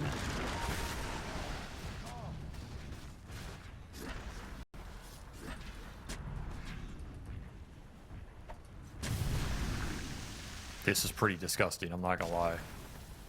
I would not want to be in this game if I'm playtime. This is extremely dishonest Dota. All they want to do is just fight LGD, and LGD are giving them... I mean, they showed it in game 1, dodging a lot of playtime's aggression. This is just something worse. It's smart. Honestly, it's smart. If playtime need to fight to win this series, just don't fight them. Radiant Yeah, it's not necessarily entertaining, but it is super effective here at limiting playtime's ability to do whatever they need to be able to win these games. middle tower is under attack. They just look lost, man.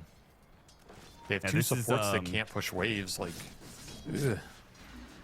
It's kind of the difference between just being a good team and a championship team, right? You're a good team. Yes. You're going these group stages. You know, you do well. You play up against a lot of teams. Because you're good, you do well, right? But when you have a specific opponent that you have to beat, you need to be able to have that strategy and that versatility to play and expose the team's weakness that you're matching against. That's a huge deal. And also that you're a team that is flexible enough and plays enough of a wide range style that you can't get exposed like this, right? Yeah. And they're getting exposed right now, for sure. See if they can find a way to bounce back in this game, find some sort of opening. They've just been huddled on their triangle for like 5 minutes doing nothing. And while you're doing nothing, the lead is growing. Yeah, LGD are not going to walk into your triangle and give you a free comeback fight. They're going to grow that net worth lead until they have such a big advantage Dire's middle tower is under attack. that it doesn't matter when or where that team fight happens. They'll just beat you out with net worth. Which They already have again, Ags on the Furion too. it means Playtime have to go out and hunt down heroes, but every single time they've tried, the smokes haven't really landed. A hook shot, well timed there, catches Theo, who was trying to play with this Black Dragon push in the top lane. They got him. They got the dragon. They got him. It's a killing spree. Dark Mongo gets 300 gold for it, alongside whoever got the Black Dragon bounty. So it's something. Get to control some of the map off of that. That's the real blessing here. And you are at least controlling their vision with the gem. Still have it online. No wards on Dire's side of the map right now, so LGD are flying a little blind.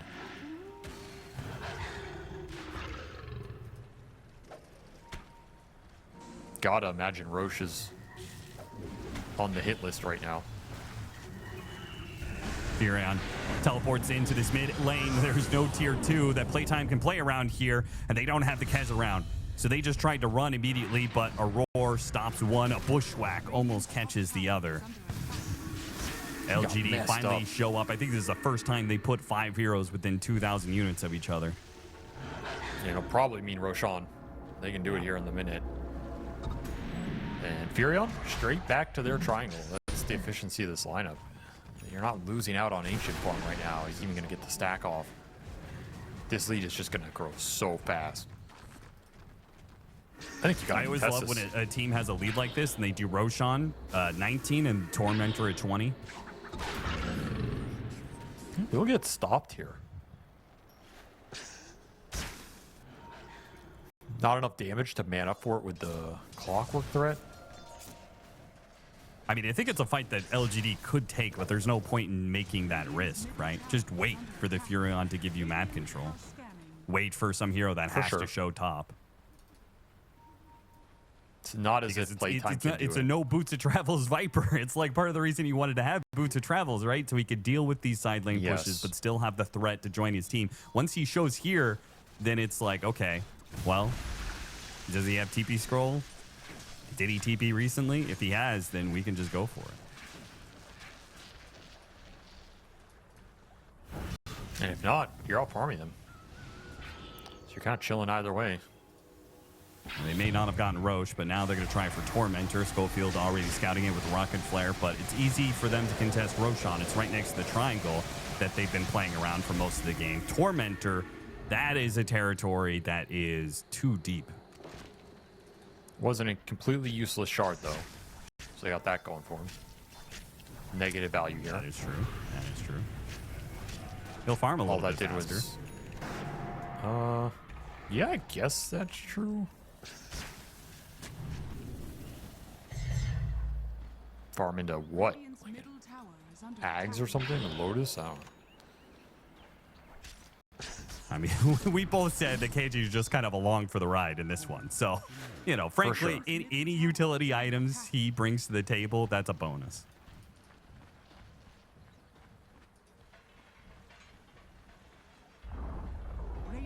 I got mid tower off the wolf. Pretty nice. Hightail doing his job.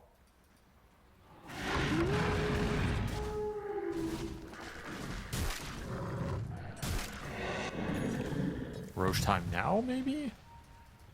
Kind of surprised that LGD aren't looking more aggressively to speed this game up. There's a full pipe for the Beastmaster. Maybe this is a signal to just start 5-manning a little bit more. Almost have Butterfly on the Brood as well.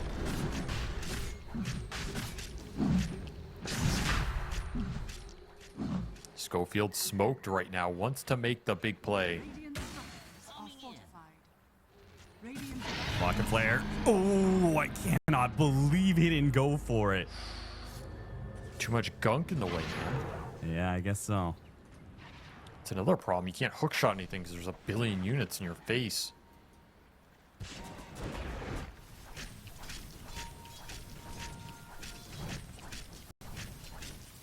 Kez chased away from the bottom lane after the Roche. LGD TP 3 heroes to bottom. Chase Kez out of here. But you are like, I do think you're right. Like, you've got this Aegis. It's all fine, well, good of just like stalling out the game, growing a net worth lead. But at some point, you do need to make a move and actually use that net worth lead that you have. Don't want to let just Kez go into the late game. Global Silence gets used to make sure Wits can get out of here. Raven's Veil, but he got hit by the Nature's Wrath, entangling him. He goes for a parry and a jump away to the high ground. Blocked in by the treants, perhaps. Tai Lung gets pushed by the Cogs right next to the Kez, and he's got an amp damage. There's no way Wits can get out of here. Schofield almost helping Tai Lung get to that Kez. Tai Lung is going to die for it, though. Frank had his Helm of the Overlord creep with the Ancient Prowler Shaman. If he hits that Desecrate on you, these heroes do fall pretty quickly to the physical damage. It's just the one, though. They deal with the creep. Shapeshift runs out. Frank has got a hightailing out of here.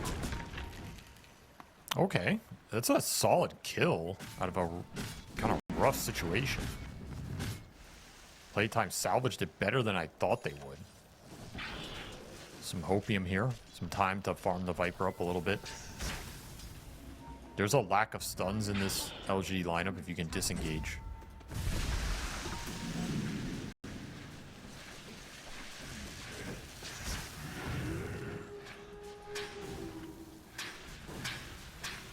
Theo's having some trouble here with the Wolves. Who's having more trouble, though, is Zelmisho. Another tier 2 is going to fall. Safe. Yuma with his Butterfly and Aegis. Doesn't need these spiders to do the damage here. Just think about it. He's going. He's like, what are you going to do to me? Mother comes for your base. Anybody home?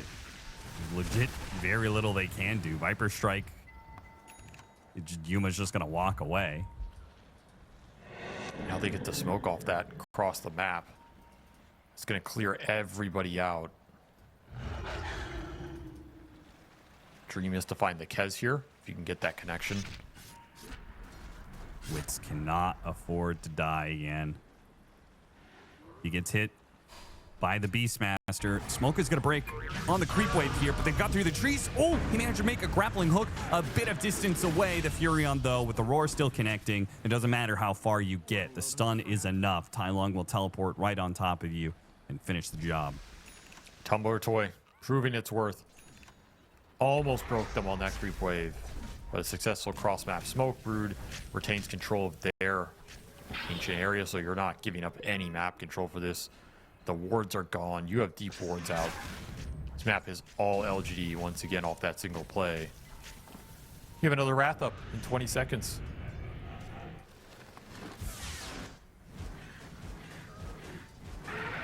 Misho checking for wards.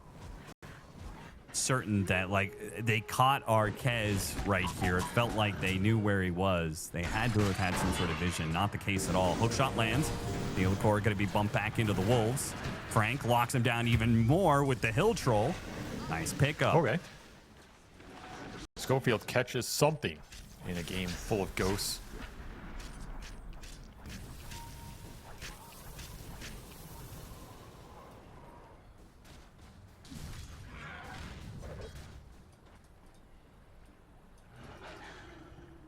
Aegis out in 50 seconds.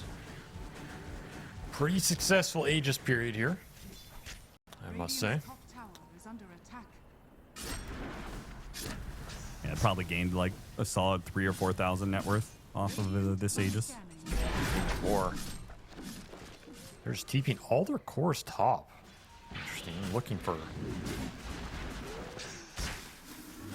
something here, but they're only going to find Viper illusions. So little rat action coming out from Playtime now. They have 2 Mantas to play with on the Kez and the Viper, plus the Shard for the Lycan, a bunch of Wolves on the map, trying to combat this lane pressure. This really is a disgusting summon-based game. It's funny, they go hunting for heroes, which they were up here. They don't find any, but they actually would have been better suited to just hit the bottom lane, because nobody was there. I do hope that more people back up Yuma for this, because I don't think Playtime's high ground defense is particularly good. Global Silence gets used to make sure that Wit still dies, as he tried to get away from the Beastmaster, but fails to do so once again. Nowhere safe to farm. Brood is just controlling too much territory. You have to somehow kill Yuma in this game.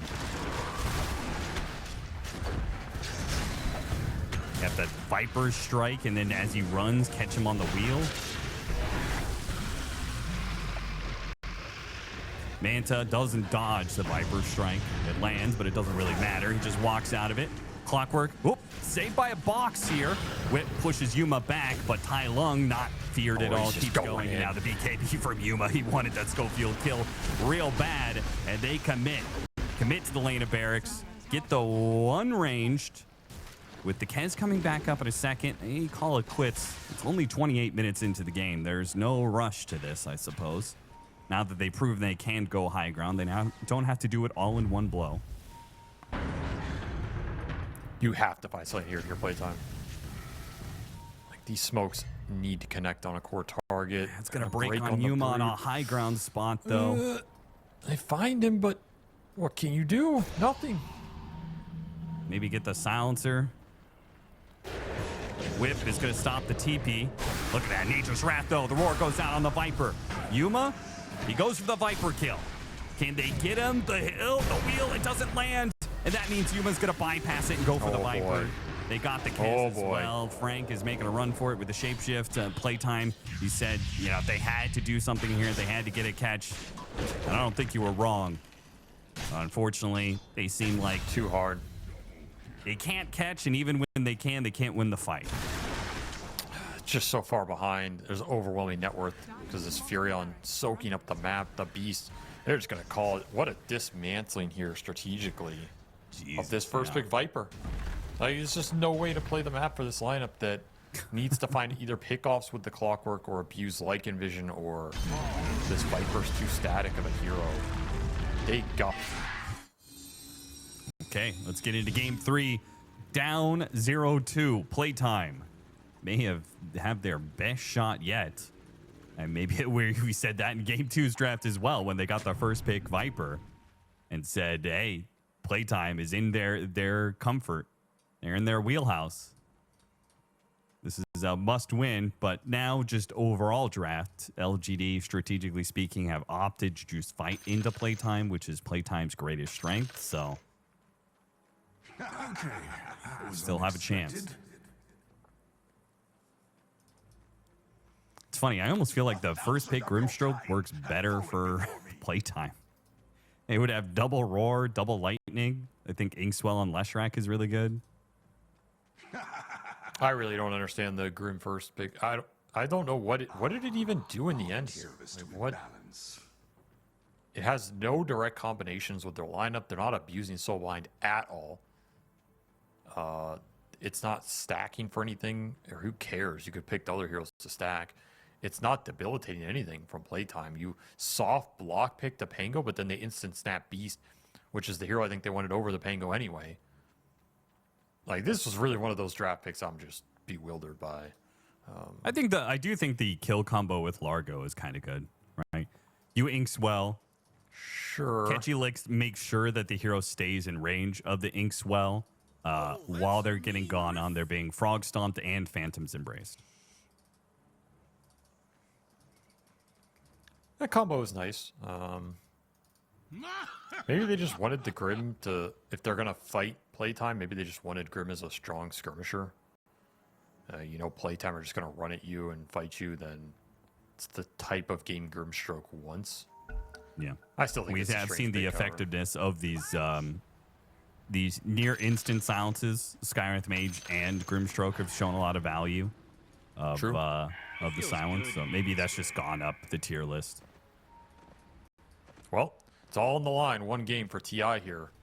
Your LGD would make their organization very happy. Let's see if they can clinch it out, or if the series goes on. 4 kill. Plus 27. Yuma on the board. Dark Mago trying to scout out where the ward is by using the nighttime vision on the tower. Doesn't find anything, though. Smoke's going to break. Whisper gets headed off by Schofield. And the long wrap from Theo might just sneak a bounty rune away from Playtime here. So they have an opportunity to get 3 because of this. The battle begins. El Misho's going to go for the contest on the other side and does not manage to outclick Yuma. Therefore, 3 bounty runes for LGD. Successful start for them, though. Didn't PlayTime get 4 runes last game? Yeah, they did. And they lost, so that doesn't bode well, perhaps. We'll see. They are going to put Schofield in the safe lane again, swapping the supports, trying to create some more pressure going into this Omni Knight lane, who might struggle against the Phoenix a little bit. So he went boots level 1. Kind of signifies you're going to pull waves potentially. Which, if you're going to pull waves, you should have just put the clockwork up here anyway. I think the Phoenix Monkey was the strongest combination you could have created in this laning phase. So they gave that up. Managed to keep the boards alive against the first flat cannon. And keeps them alive for the second one as well. So Frank is doing a good job microing in this bad matchup, at least to start things off. Dark Mago pressuring Tai Lung under tower. Meanwhile, bottom lane, Schofield getting pulled back in. They finish him off. Whisper couldn't get close enough to hit, but Theo Lacour is able to finish the job anyway. Strong start, 3 runes plus first blood. And an extra range deny on top of that. Well, let's see if Dark Mago can even this out with a strong start mid on this Leshrac. I mean, the early CS battle, maybe he can pull some extra weight.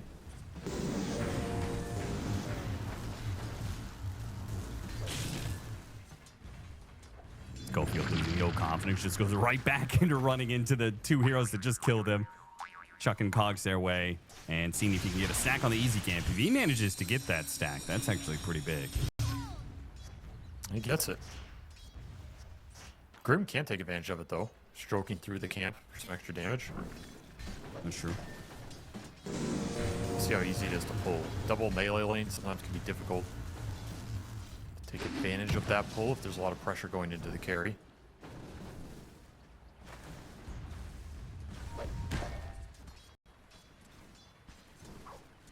Just kind of a quiet start. I guess there's not too many lane shenanigans they can really do. No early rotations they can make. Here's that pull with the easy camp. Lots of damage put on Wits as a result. The stroke going through the full easy camp. But it kind of gets the job done. They still manage to kill the creep wave, pull the wave back. They do not want... They want to be under their tower as much as possible against this Grim Stroke Largo lane.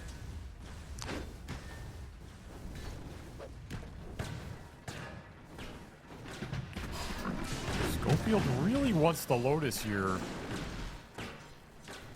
He's not going to get it. All he finds is stiff resistance of Theo Lacour, Whisper. They continue with this duo.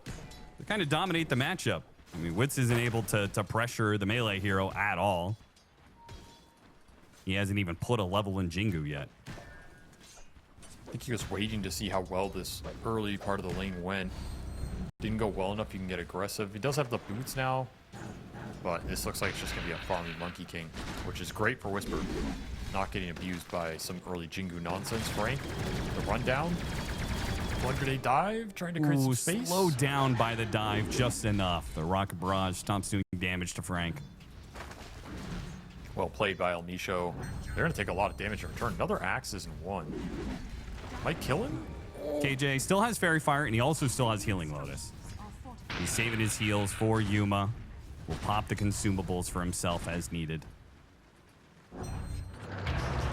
Meanwhile, the supports both rotating into the mid lane. Inkswell lands onto Dark Mago, dodges the split earth, got hit by a cog, so underneath the tower still, though. He got off the Ord to finish off the life of the Leshrac and jumps away to safety. Will not be able to get the Water Rune, dodges one of the Fire Spirits, doesn't get hit by the second. Third is off the mark as well. El Misho maybe had a chance here to kill, but not anymore. Not with only one of the Fire Spirits landing. Tai Lung's playing really well this series. He is finding these little openings, giving up very few deaths. Just being a force on the map. And PlayTime struggling to kill him in all 3 games. Whenever you can't kill some guy mid, it's rough. It's like you just feel this guy's presence is always there. He's always pressuring the lane. He's scaling. He effectively had 0 deaths on that beast in game 1, outside of when they dove at the end. Played that Furion game really well, so he's in mode zone right now. And that is a good sign for LGD. We'll get the quick refill to base, hop back here. And he does have he has a good opportunity to kill Leshrac with a coil plus any damage follow-up. So if Dark Mago falls behind, he's potentially more susceptible to this Grimstroke puck combination as it scales up in damage here. Yeah, we would expect Theo to try and make another move to that lane. Potentially, yes. Yeah. Especially for 6-minute power rune. Both these mids really want to get some of these early power runes. Speed their game up, give you more offensive potential. I expect to see a big clash here for the 6-minute.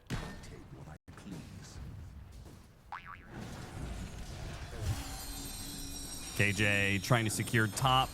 Puck. Orb goes out. They don't actually jump to that one. Ends up being bottom where Theo is sitting on it. So unlucky for playtime, as a shield rune means Tai Lung, who is already winning this lane, can be even more aggressive. Dire's bottom tower. Well, you're not killing him now, that's for sure. Yeah. No way you're getting through that shield rune with Leshrac damage early on. Another stable laning phase for LGD where they're pulling ahead. Top 3 net worths belong to their 3 cores. I don't think Playtime has won the lanes once this entire grand final. It's been an issue. Oh, pulling in with Lick. That's that play. The lick into the Inkswell. Inkswell not really doing that much damage. Level 1 as Grim Strokes. Oh, another catchy lick. Bringing a blow. The stroke doesn't land. Fairy Fire goes off just in case. But the Monkey King is just always under the gun. And he has to hop away. The LGD threatening another go here, because the catchy lick is always up. It's a 9-second cooldown. Gets him again. Frog Stomp, still not enough. Wits with the magic wand stays alive. They're really putting the pressure on. Aggressive Glyph, which was for this lane. They had an early Legion shield on Whisper from some of those stacked small camps. Scope field, now he's dead. This lane is getting out of control.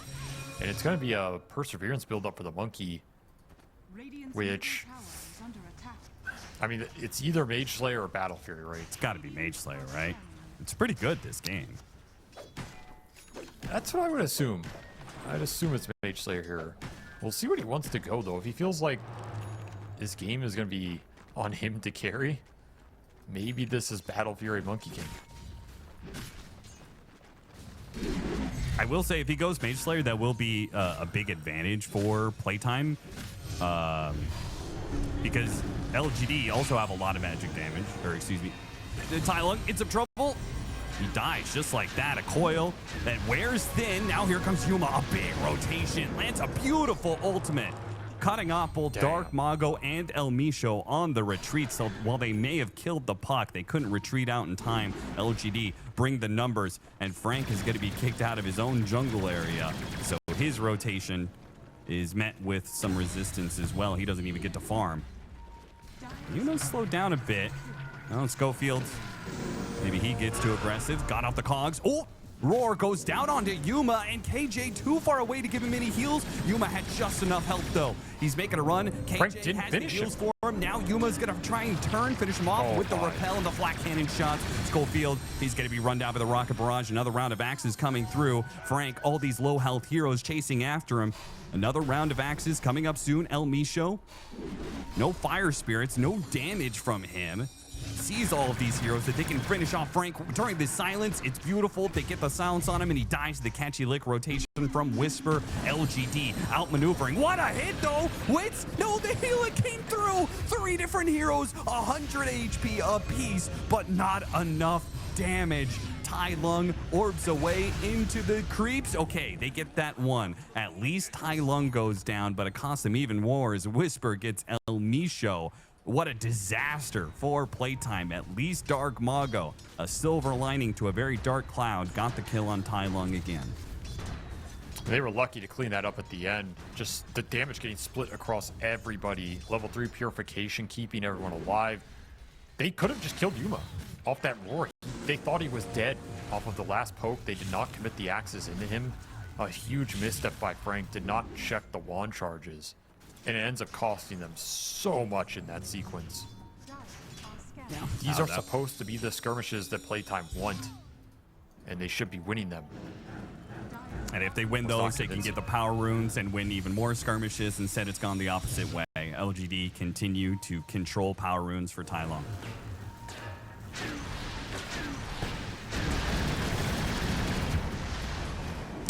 Another death for Schofield. 4 deaths. He's had such a rough series.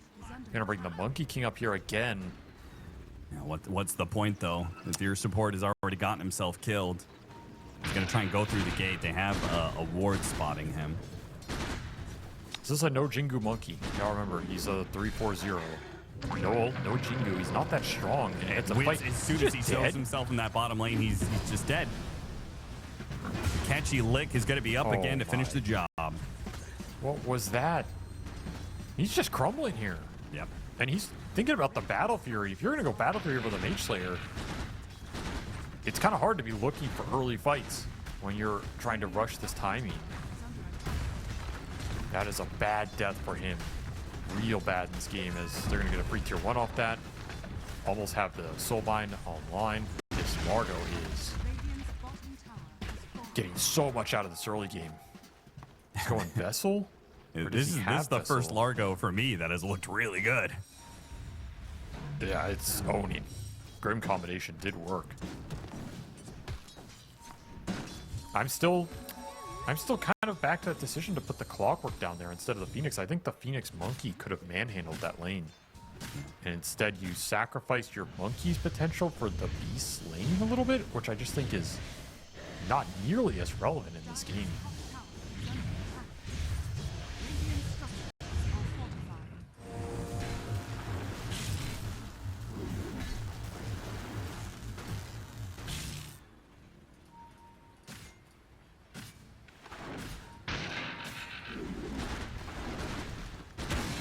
Arcane Rune for Tai Lung. He gets another power rune here. He's gotten every single one, I believe.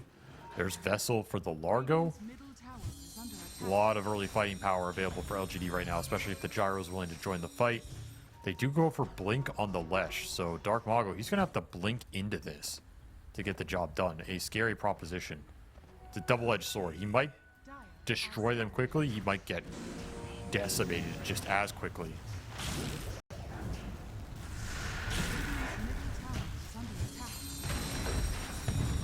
LGD taking early map control once again. Another mid tower that's going to fall. There's nothing they can do about it. They bring the heroes over. Frank's here with the Primal Roar, but the tower is basically dead. Maybe can get the deny. Does manage to do so off the boar last hit. Something as a consolation prize. But it's Yuma taking advantage of this strong early game. 4-0 start for the Gyro, and he is well ahead of this Monkey King. Who's now pivoting the item build into the Mage Slayer. Was debating Battle Fury, says it's too slow. I'm going to go Mage Slayer Deso. I kind of agree with this. You're going to have to get involved in some fights with this Mage Slayer. Maybe slow down this Gyro. Or at least get some towers in combination with your Beastmaster. No tier 1s down. Yeah, Very for me, this is difficult supposed to for be a clear advantage for Playtime, the Mage Slayer, because Mage Slayer is really good on both sides here, but only Playtime can build it, right? He's matched up against 3 different cores that all do magic damage. Mage Slayer is also very effective against Leshrac, but you can't build it on any of these cores for LGD. Go Mage Slayer Puck. Sounds kind of base. There's probably a world where that is a good build. Tai Lung fighting for another power rune. It doesn't spawn here. They may get some support kills instead. The Supernova is actually protecting pretty well. Oh, that hook shot had landed. Tai Lung might have been chain stunned underneath that. Instead, his Arcane Rune allows him to continue to beat down heroes. It's Wits to be the first one to die. He tried to join his supports in a defensive fight, and his supports get out. He's the one to fall. Well, maybe not all of them. Schofield, he's not out yet. Chased down by the puck with this Arcane Rune. He is able to orb after orb. They run them all down in the end. you're joining with the monkey, but you have no Jinku points. You can't get a Wukong off. You just get frog stomped into oblivion. And there's nothing to help you take that fight. And where was Dark Mago in that where's the exchange? team? Like, they're bringing Yuma to every engagement, you know? Exactly. They're ready. They're ready for Playtime fighting these fights because they know that's what their line is designed to do, and they're bringing everybody. And then They go Playtime for Yuma now, but guess what? KJ and Whisper are already behind him, so it's not an easy kill. And there's that Guardian Angel, and your ultimate's doing nothing if you're Wits. Dark Mago, he's gonna have to be the one to pull through with the magic damage, going after Whisper. Whisper trying to dance himself away, cannot get out of there, so they bail out the gyrocopter. It's offlaner for offlaner so far. Schofield has already used his hook shot, turned back around with the puck, and it Inkswell that hits What a both of them. soul bind. What a soul bind from Theolacore. Got the silence on the Monkey King, Tai Lung, and Theolacore as a duo dice up Playtime. Just as they thought they maybe had an opportunity, Tai Lung shuts the door on this one. A double kill, 4-for-1 exchange. I shouldn't have questioned this Grimstroke pick. They knew what they were doing. It is destroying this game. 3-1-12 for Theo. Combining with this puck, just decimating fights. He's even going to pick up Schofield here in the end. A full team wipe off of... Damn. What started as kind of just like a casual poke on this gyro. Let's see what's going on. Okay, the Omni Knight's there. You got to chill. And they just get torn up. Chasing too far into the puck, who has ruined their game. And they're in the deep end now. You're down 0-2. You're in a game 3. It's 19-4. Almost nobody has momentum. You're starting to feel your TI dream slipping away here.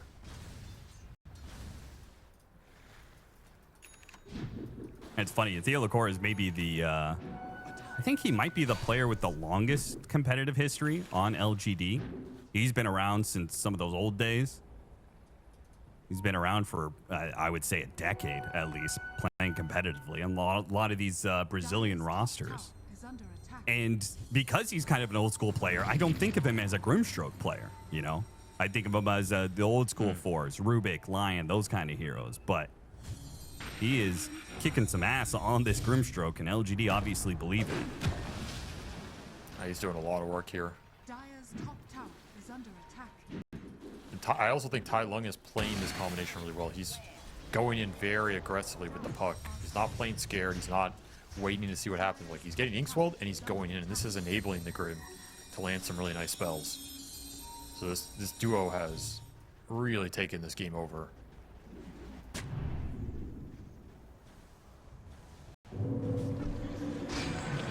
Another jump for Dark Mago. Victim of the Grimstroke puck once again. Coil, silence, it's going to wear out. Doesn't do quite enough damage. Now the hookshot response from Schofield. Kind of alone here. Gets a Cogs on 2. The rest of the team is TPing in. Wits hits the boundless strike onto another 2. Soul binds himself into the clockwork. Can he get Tai Lung? Tai Lung pulled down from the high ground. Gets out of there, out of the range of Wits. Meanwhile, the roar onto Whisper. But this is a tanky frog with Yuma coming in with the flat cannon shots. They drop the ultimate. They drop the supernova. Whisper's getting some distance, though. They can't catch him. He's too tanky. 2100 HP. It's too much for them to handle. Even in the fights that they're kind of winning, they still lose as Frank gets picked off as well. It ends up being a 2-for-3. The Largo coming in at the end. He cleans up the Leshrac. He baits out so many spells onto him. Survives because of this tanky early vessel. It's just all LGD. Like you said, even in a fight that's good for Playtime, they can't convert it into anything. And now you just get a gift from Gabe himself, an amp damage in the river for Roshan. With the big ults on cooldown for Playtime, it just seems uncontestable. Schofield's always reading these objectives moves. That's what makes him part of the reason why he's such a good clockwork. Always rocket flaring the Roshan pits and tormentors at the right time. But if you're far enough behind, you can't contest it. It's all for naught. This gyro is going to be a big problem because he has the Omni Knight behind him, so all of his network just gets amplified. He can use it really aggressively. He doesn't have to worry about getting wood. He doesn't have to worry about getting Wukong. He has the Repel GA behind him. That's a huge deal here in terms of how much he can just run in the fight, play aggressive. It just means you can So also far, rush though, Lesh- damage items, right? You don't need a BKB. You can just go Yes, straight to yes. Daedalus. Silence Might on Almisho. Get Hurricane Pike. Coiled as well. And then silenced. Another kill for this duo. It's been terrorizing this game.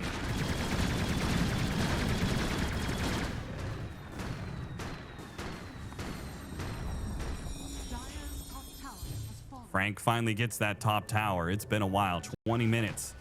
Tier 1 safe lane tower finally goes down. He was in a bad matchup. And Witz, who was playing up here, got caught. High Lung and Whisper show up. I don't know how they knew the Monkey King was here, but they struck like they had full vision of him. They had a ward up top. Was scouting on some of the camps earlier. Oh, I see that, yeah. Able to set up on it. He went Meteor Hammer on the Largo. I don't know if this is some like BM shit or what, but like Okay. they already had some towers down. It's not as if they needed a tower break or I mean the spell amp is nice. Stats are nice. But to go this over Kai Assange just I don't know, it's just some BM play or something. Yeah, because with Kai Assange, you get the mana loss reduction as well as more mana regen, which is part of the reason you go this whole build up is because Largo really needs the mana. Is the biggest problem on this hero. Health restoration as well. Yeah. Yeah, there's a lot of benefits to it. The slow resistance, so I don't know. This hammer's a little sus. I guess you can farm a little faster. I don't know if I buy that. But hey, when you're styling on people, If you really catch style it on lick, Inkswell, Frog Stomp, Meteor Hammer them, like that's style points for sure. oh yeah, I'm not denying the style value. See if it comes back to bite him in the ass. That's definitely possible. And again, another objective that PlayTime know what's going on. Can't do anything to stop it. They get a really good shard. The double purification. Not bad here.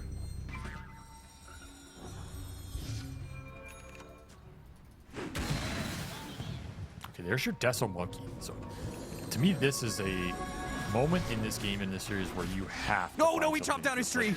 Whoa! Is he gonna die? He took because it, of he that? shot now. What? He gets up to the trees again. Oh, close Oh my call. God.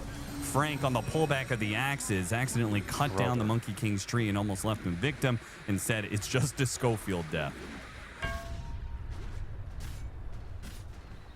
Things are just not going right for PlayTime in this series. That is safe to say.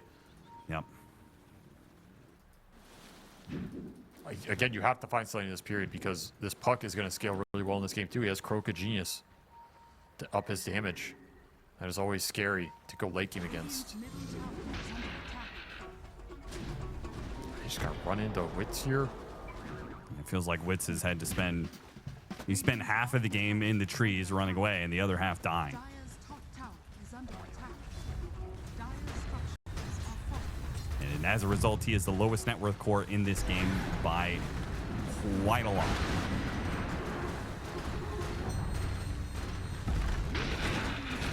He is over 4,000 net worth behind the gyrocopter. So basically a full item behind Yuma at all times.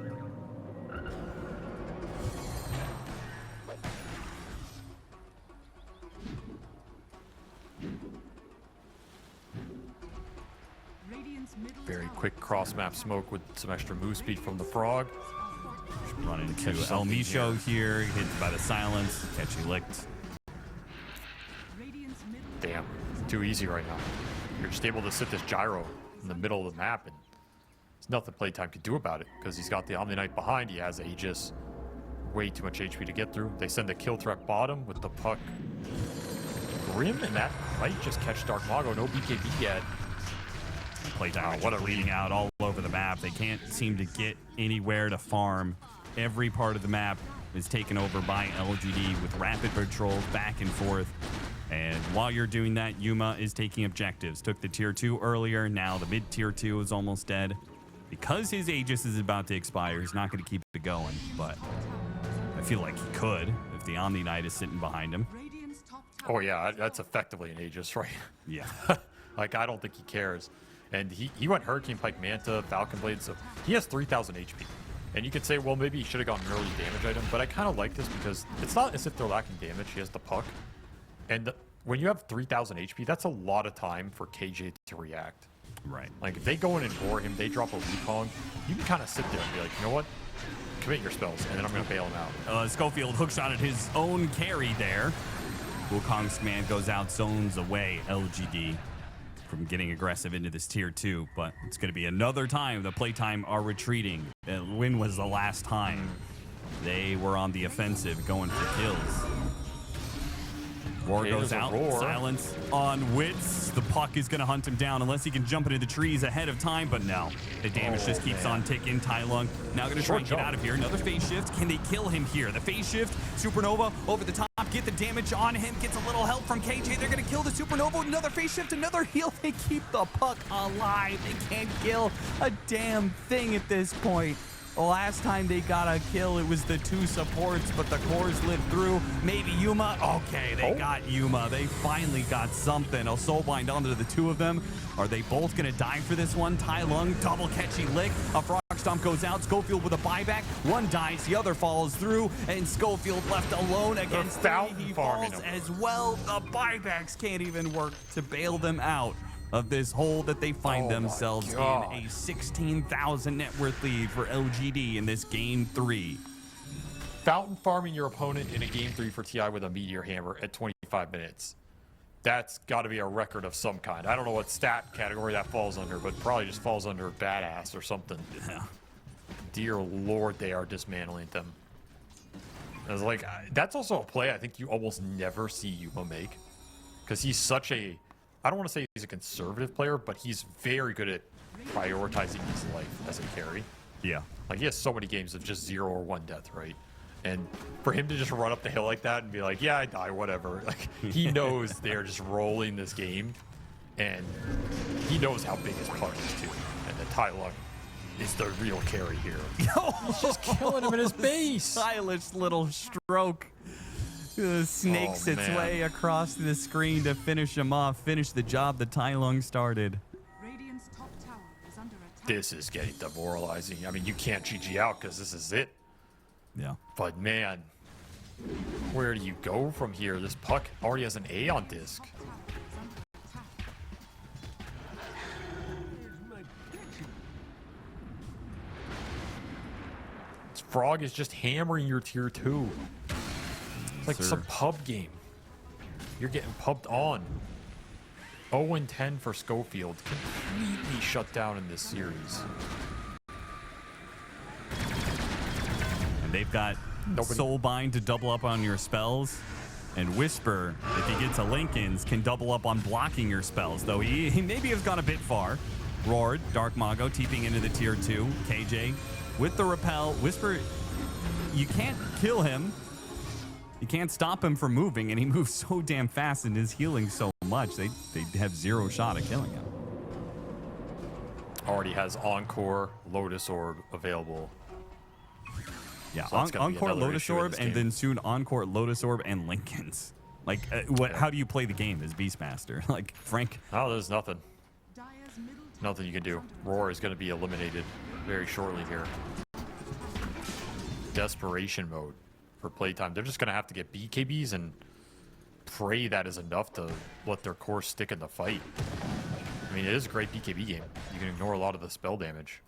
You're just so far behind. Getting hunted everywhere, man.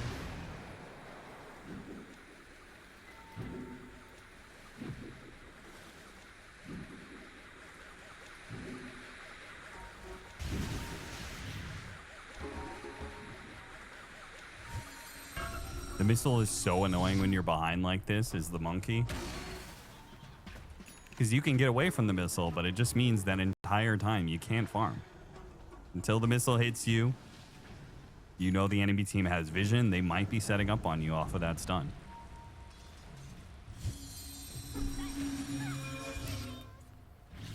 He's so far from BKB too. He needs another good 1,000+ gold. Like, you have to go for some sort of steal here. Like, you can't give this Roche and expect to win this game. Yeah, this fight is impossible to take, but it's a fight you have to. There's no other options here. Unfortunately for them, LGD is just not blindly going into the pit and all-inning on Roshan. They made Roshan roar. They made you come outside of your base, and now they're going to go for the punishment. Tai Lung looks for the opportunity. They've already used the coil to kill the Clockwork, so no catch here. Wits is silenced up, though, and he's going to die inside of the Wukong's command. He can't even turn to one of the statues in time. The puck just does too much for LGD.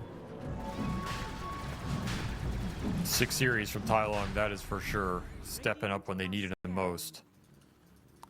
And this will be a really awkward point here. Roshan is going to try and make its way to the other side of the map, and Dark Mago is still all in on this play. I don't think it's wrong. He has managed to sneak his way onto the other side of the Roshan pit. He has to make some crazy blink BKB move where he gets Roshan, gets the Aegis, and prays that he can kill anything. But I wonder if it's almost unfortunate it's moving here for playtime. Yeah, like, I think they would prefer if it sat here and they went for the Roche kill and they could somehow just jump in with Phoenix Lesh and make something happen. Because you need some big turn like that to turn this game in series right now. And the fact it's going to go top means, like, how do you get to top if you're Lesh? Still a tier 1 mid. You don't have a smoke. Yeah. You'd have to TP to the outpost. But you know LGD, like, they let Roshan go to that top part of the map. They're not gonna just do Roche, right? They're gonna clear out the area outpost first. Oh yeah, that's true. It's a dire outpost. You got the tier 2 top. You can tier 2 top wrap around. You know, that might be the play you have to go for here, because you can't afford to watch an Aegis go into the gyro. Like, it's just a game ender. Oh, there's another amp damage. Oh, right an in the amp river. damage. Oh, look at that. He doesn't want it. Hello? Saving it for Somebody puck. look at that. Okay. Oh, well, if Dark Mago can grab that with the smoke that El Misho has brought him. Okay. I don't think you had the damage before. There's a 3,000 HP Largo, a 3,000 HP Gyrocopter, but an amp damage, that might give you the damage. That might give you the opportunity you need. You can just jump in here with a Supernova. That is a lot to deal with. Last track.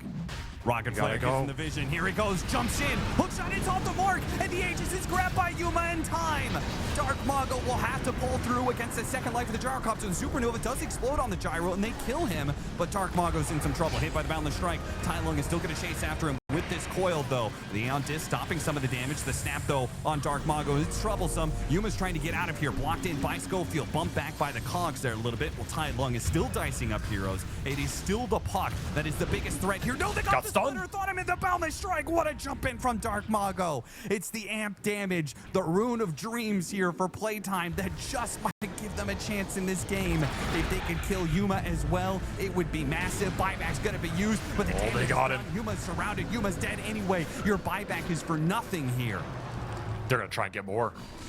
A single moment, a single rune. After Theolacor, hit it with the axes. Got another one. KJ unable to TP in time for the purification save. Whisper at best will be able to get a Schofield Clockwork kill, but what a turn of fortune for playtime. They may not have gotten exactly as planned, but they rolled with the punches. They won the fight anyway.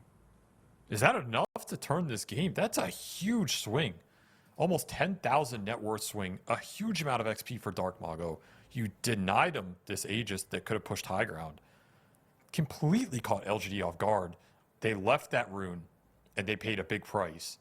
And then just weren't prepared for this Lesh going in with Supernova on top. And that was with Gyro getting the Aegis. If Lesh gets Aegis, that's an even worse situation. Yep. Dark Mago making something happen here in the twilight hour. They're not out of this yet. Wits was the biggest recipient of gold from that fight, I believe, because he got the last hit on Tai Lung, 973 gold there, and 537 for the Gyrocopter. So Wits has essentially just gone from a 2-item core, who is the lowest net worth. He is still the lowest net worth hero, but he will get a BKB complete. He'll be able to play a little bit of Dota in the next team fight, where all of the fights have just been him killed by puck 100-0 over and over again. BKBs are a big deal. LG don't have a lot of damage to put into BKB targets. And we saw them trying to deal with Dark Mago when he went in. It's only really the Gyro who could do anything to him. And he needs more sustain. He needs the backup of the team there to be able to take that fight. They even got the buyback out of Whisper, which brings his Frog down the chart considerably. What a jump. That was as good as you can hope for in that situation. Dire times, dire measures. You had the smoke. You made the right play. You got a nice rune. You got some momentum in this game. You're going to have triple BKB now. Some hopium. Yeah.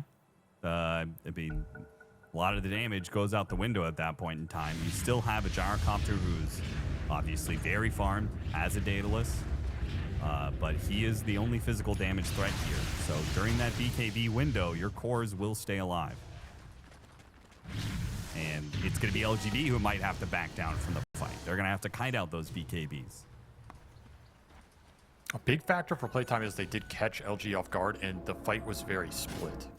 LGD couldn't group up, maintain a formation, be close enough to each other to bail each other out. That's a big part of their lineup strength, is the saves, the sustain, mutually being around each other, just for the Largo buffs, the Croak, the GA. Like, there's strength in tight quarters here for LGD. That might not be something that they give up again here, as they paid a big price. All of a sudden, this Lesh is level 23. If he gets to 25 talent, it's a huge damage upgrade as well. Oh, the monkey! Got to jump off. BKB goes down. He's going to be away. But that, even That's some then, damage, it was close. Serrated Shiv with the plus damage on top of Daedalus, on top of all these other little things. It's actually adding up for the Gyro. He's hitting for over 300 here. Pretty significant. Dire's top tower is under attack. Now, you're not out of the woods by any means in playtime, but you got a breath of life in a game that was about to It end. was almost a 20,000 net worth lead for LGD. Now it's only 8K. They are having to use these BKBs one by one as LGD are chasing down cores all over the map, but at least they're not dying anymore. Tormentor, yet another objective for LGD, will be secured. Back to basics for LGD.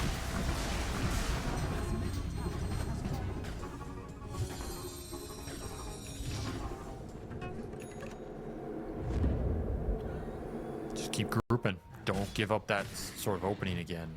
The fact you lost that Aegis, though, is you can't really go high ground, which means now you have to wait for the next Roshan, and that's like, it's so far away. You need to make sure you keep finding some pickoffs like you were for the majority of this game. Right. Well, you certainly will get the supports.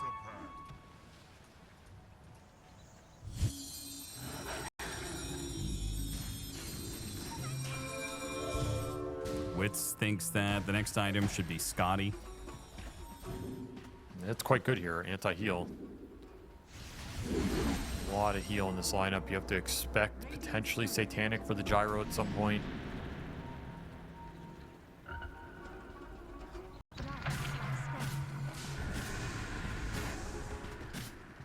What is this man fight? Oh, it's an illusion. Never mind. I had to reconnect the game. It didn't show me that. No. Double Scythe. Healcore has a Scythe of Vice, Blink Soulbind, Damn. Scythe Initiation. So your BKBs, they're like a safety blanket. You hold on to them. You feel like everything's going to be okay. You can survive through fights, but what happens if you get Blink Scythed by the Grimstroke? You don't get the chance to use that BKB. Or you've already taken too much damage that it doesn't matter. If you get it off at 20% HP, you know, Gyrocopter's still going to finish you off all the same. The scaling for Gyro is just so scary because he has the Omni Knight behind him. He can go a Divine Rapier in this game with a lot of confidence. And that is going to shred through this lineup. But we are getting to 25 on the Lesh. He will be the first level 25 in this game. Dark Mago pulling it out of nowhere. That is a massive talent for this hero.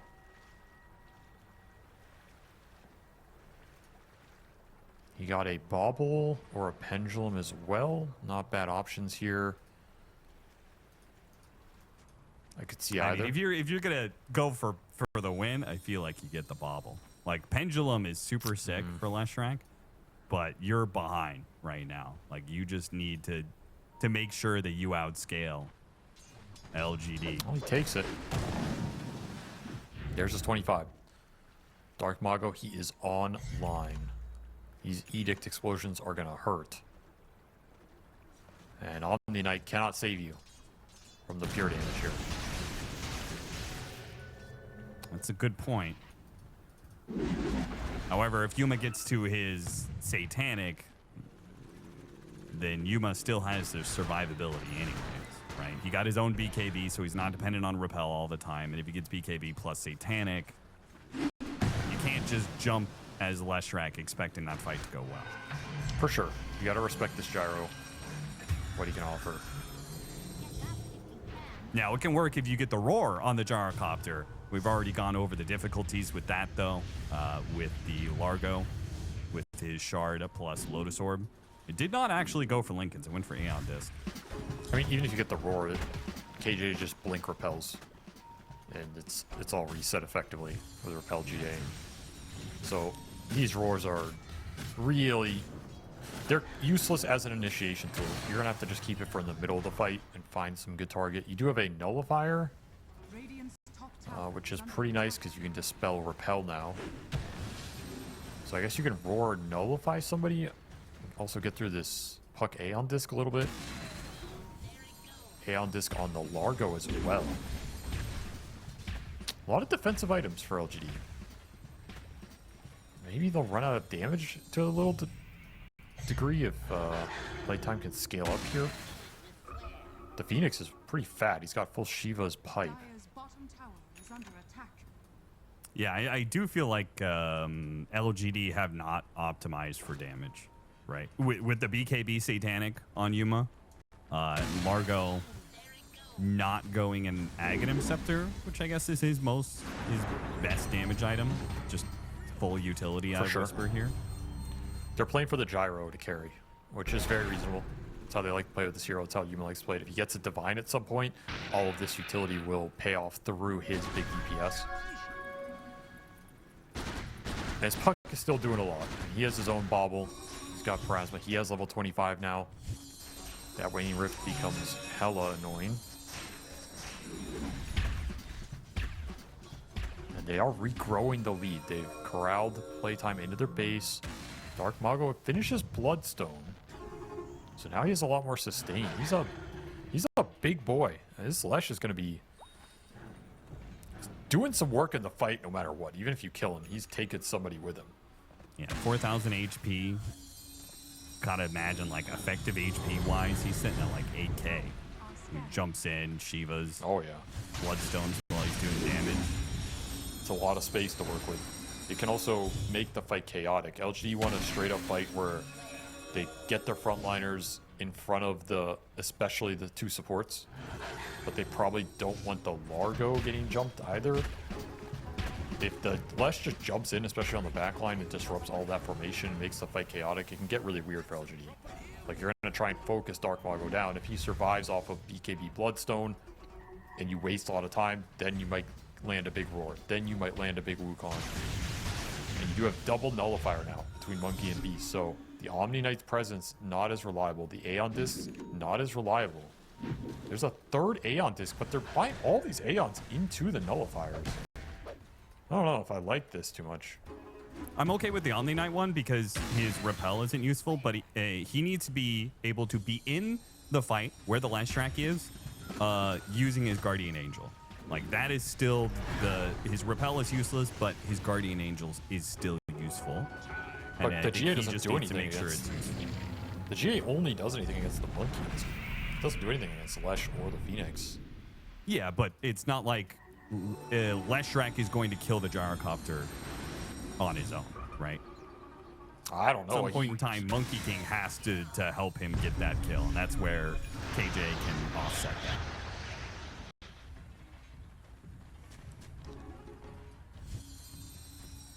I do kind of feel like they could use a pipe on, honestly. Yeah, pipe's pretty good this game. Aegis also pretty good. Yuma Yuma's going to start the working on Roshan. this Roshan. Is this going to be yet another Roshan that they get without playtime?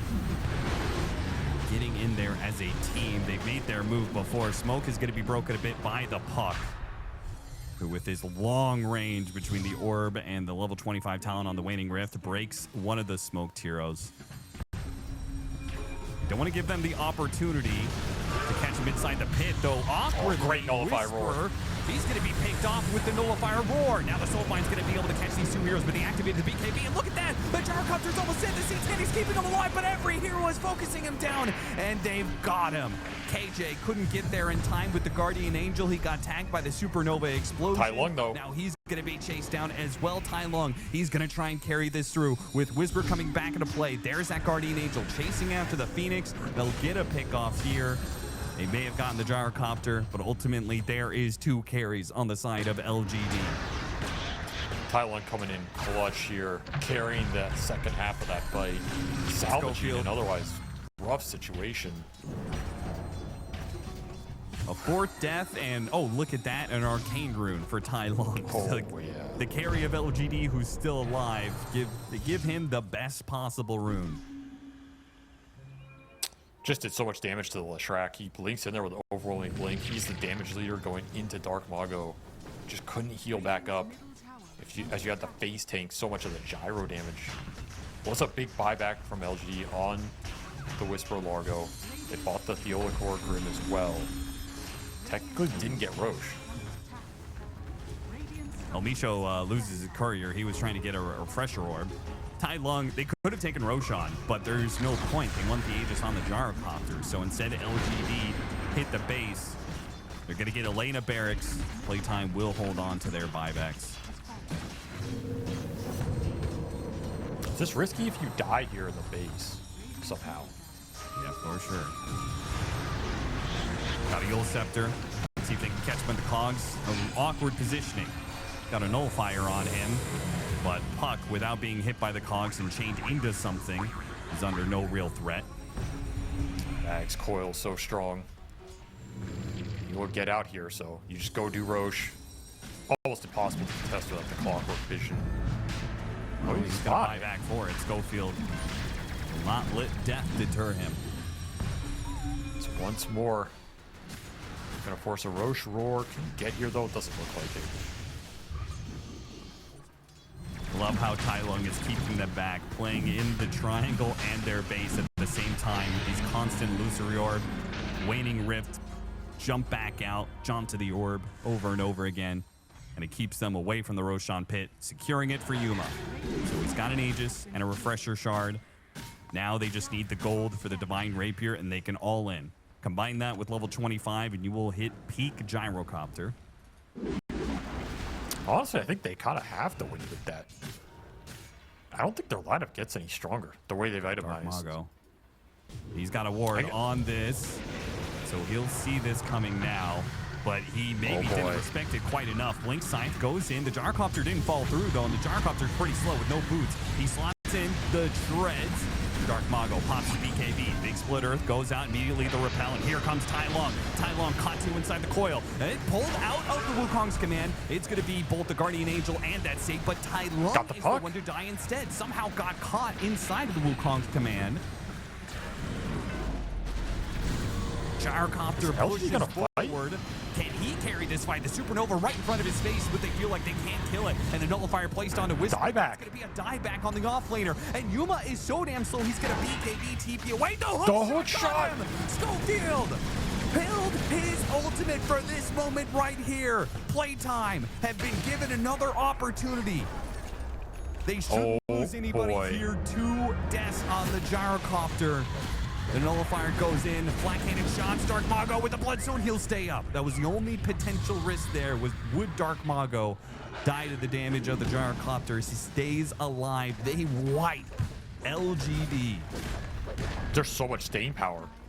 These cores, they found their moment. Dark Mago holding this game together with a beastly Leshrac that they can't bring down. They found the Roar Nullifier connection on the Puck. Nobody bails him out. He goes down, and suddenly Gyro's not carrying that fight. Like, there's no way to get in there. He doesn't do enough DPS without Divine. This lead lead is almost gone. LGD, they were looking at TI, and now all of a sudden, this series might go another game as Playtime have come alive. Get to do some base damage here. They have a Basher on the Monkey. He's level 25 now. They have 25 Beastmaster. They have a lot of farm. Unfortunately, they can't. The puck is such a menace. They caught him one time, but they can't reliably do that. So they can't even get a lane of barracks here, force any buyouts or anything. Dyer's bottom They have a lot more soft disable for him now. Dire are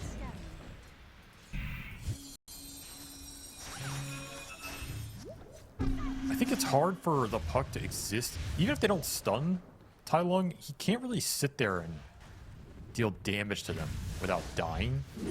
He can poke them, he can coil them and orb out and stuff like this. But he can't really exist in the fight without just taking a crap ton of damage from everything. I see what you're talking about. They picked up both Scythe and Abyssal Blade, 2 different ways to catch the puck. Yep. These are big items. You have Scythe, you have Nullifiers, you have Roar, you have Abyssal, you have Hookshot, Yules, Burst Splitter. Like, there's a lot of things he has to think about. He's thinking about the Divine Rapier as well. I think LGD need to go double Divine here and just burst down these cores, because if you let these cores for Playtime exist in the fight, you're not winning that fight over time. You have to be able to chunk them out.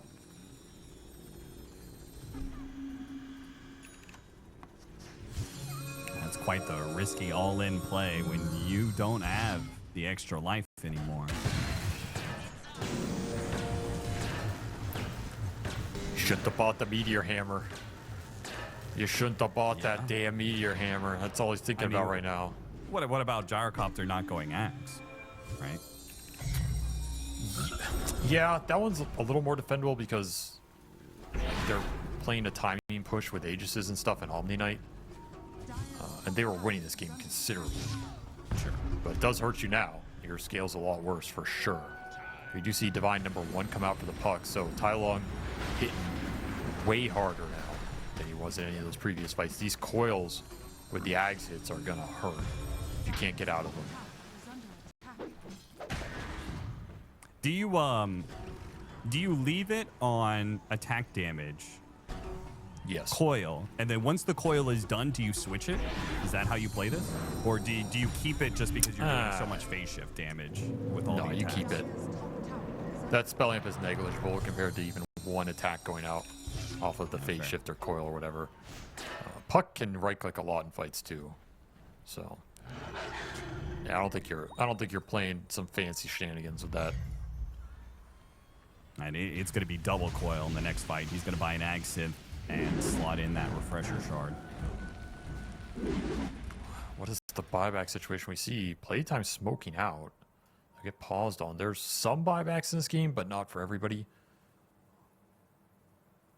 LGD kind of don't have any right now. Yeah, they have a gyro buy, but he's trying to buy Divine. So if Yuma has to buy back in this game, it's going to kill his DPS progression. LGD is playing for an all-in one-team fight, and if they either, one, get jumped before they get those items, it could be over. Or two, even if they get those items, but they're not the ones jumping the team fight, one of these heroes just dies right at the start,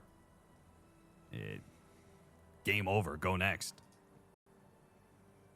I agree. Like they have very little wiggle room here in this next engagement, whereas I think Playtime, they have buy on the Monkey, they have buy on the Lesh. They could just plow this Leshrac and he dies, he buys TP's Outpost, and you go in again. I don't know if LGD have the sustain to deal with Dark Mago's entire mana pool twice.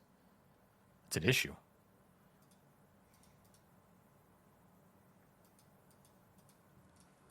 Another Cool, Wind reconnect Waker for LGD. Schofield too. Yeah, that's a big pickup. It's big against these coils in particular. Wind Waker is your best option against the late game Dream coils. You don't have Leshrac is one of these. the best heroes to utilize that too, right? He goes in the Oh, middle of the fights. They try and focus him down. Wind Waker him. He's still getting off his AoE spells. Hookshot from across the screen. Found the Omni Knight. KJ. Scythe of Ice. All in to kill KJ. No more saves for LGD. At least not until the buyback anyway, but they use costs a lot to be able to get that. Oh, they got the puck! The puck went in for the coil. He's able to jaw to his orb, though. Couldn't get the chain stuns. They're Coil's keeping the doing heroes work. here while they can. The puck did what he could to see if they can get a fight out of this still. Another jump forward, slowing down the Leshrac. Now he's pulled in. Catchy lick, Scythe of Vice. Got him down to half HP. Dark Mago still has his BKB. Does not use it. And LGD, no instant buyback there from KJ in that fight. They managed to hold on to it. That was really scary for LGD, man. That is not the hero you want being found first.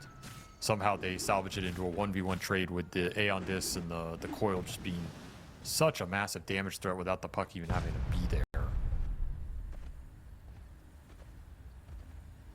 They have to get a second Divine on this gyro.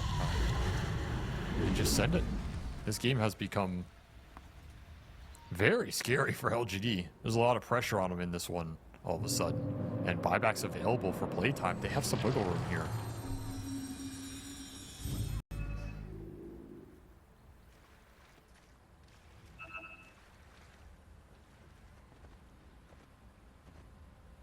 I think one of my problems with this, though, the Divine, again, because you do not have an Ags, right? Your single target damage is just not the same, right? When you see an Ags Gyrocopter with Daedalus Divine Rapier, right, and you get that double crit, like we saw that one game yesterday or the day before, like, damn, it's just so insane. It's over 3,000 damage in an instant, right? He doesn't have that Ags. And if he buys the Divine Rapier now, he doesn't have that much mobility either. So he doesn't have the burst, and he doesn't have the way to play in and out of the team fight or jump off of, you know, the initial coil, right? He doesn't have Swift Blank or anything like that. I actually feel like the Divine Rapier for Gyrocopter is not going to be effective until he gets another item on top of that. Those are valid arguments here. I think he'd rather be in a different position at this point. For sure. This is what you got. A lot could come down to the hexes as well. Coils, there's double hex and soulbind and coils. If you can just start on some of these playtime heroes and put the gyro in there, he's going to have a good time. Initiation counts for a lot right now.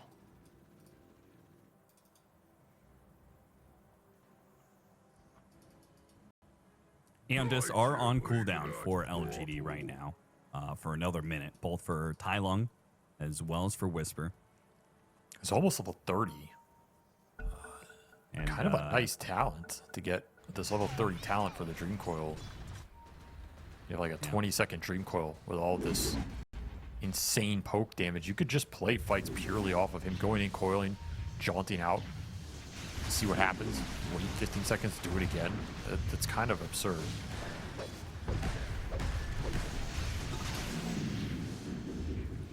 LGD are not being shy. While Schofield's down, they march in, take the outpost, get a high ground ward.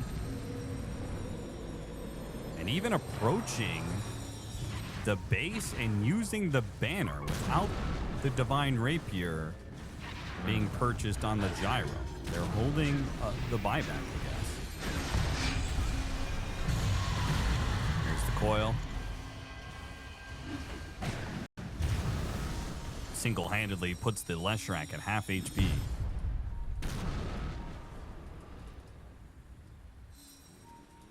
And it's Very hard very to... fast Roche.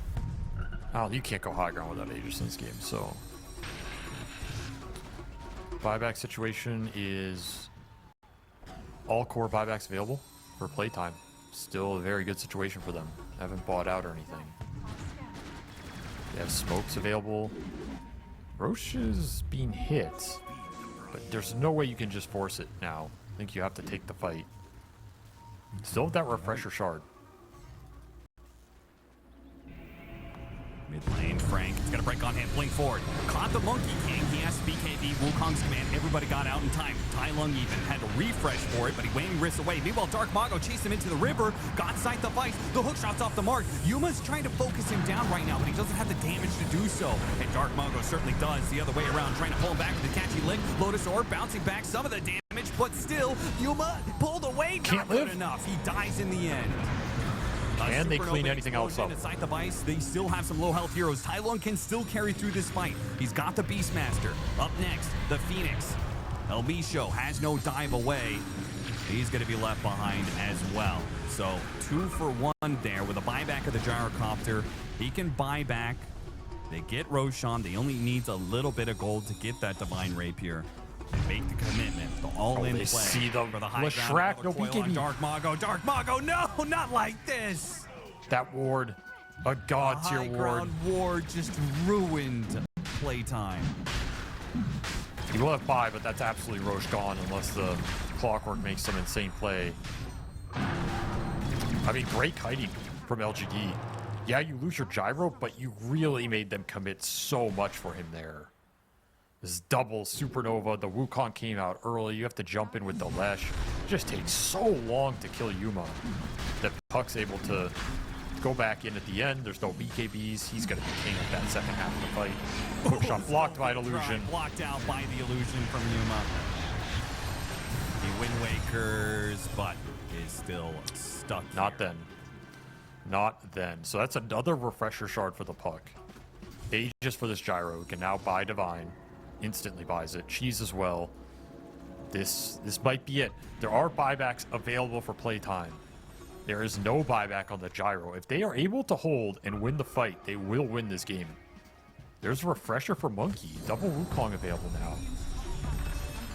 You definitely play to hold all buybacks here. You don't care about buildies. Apparently Schofield, His was long. he's gonna come out first. It was a little bit longer. Not that they're gonna fight over this. They're gonna wait for Dark Mago to be up. His is the really important buy. The Lesh is the most important buy in this game because his damage is predicated on his HP and mana pool. You get 2 of those, you get twice the damage. Assuming he doesn't get chunked down by this gyrocopter. Aegis, 2 different cheeses, a refresher shard for the Puck. Is all of this enough for LGD to close out this series?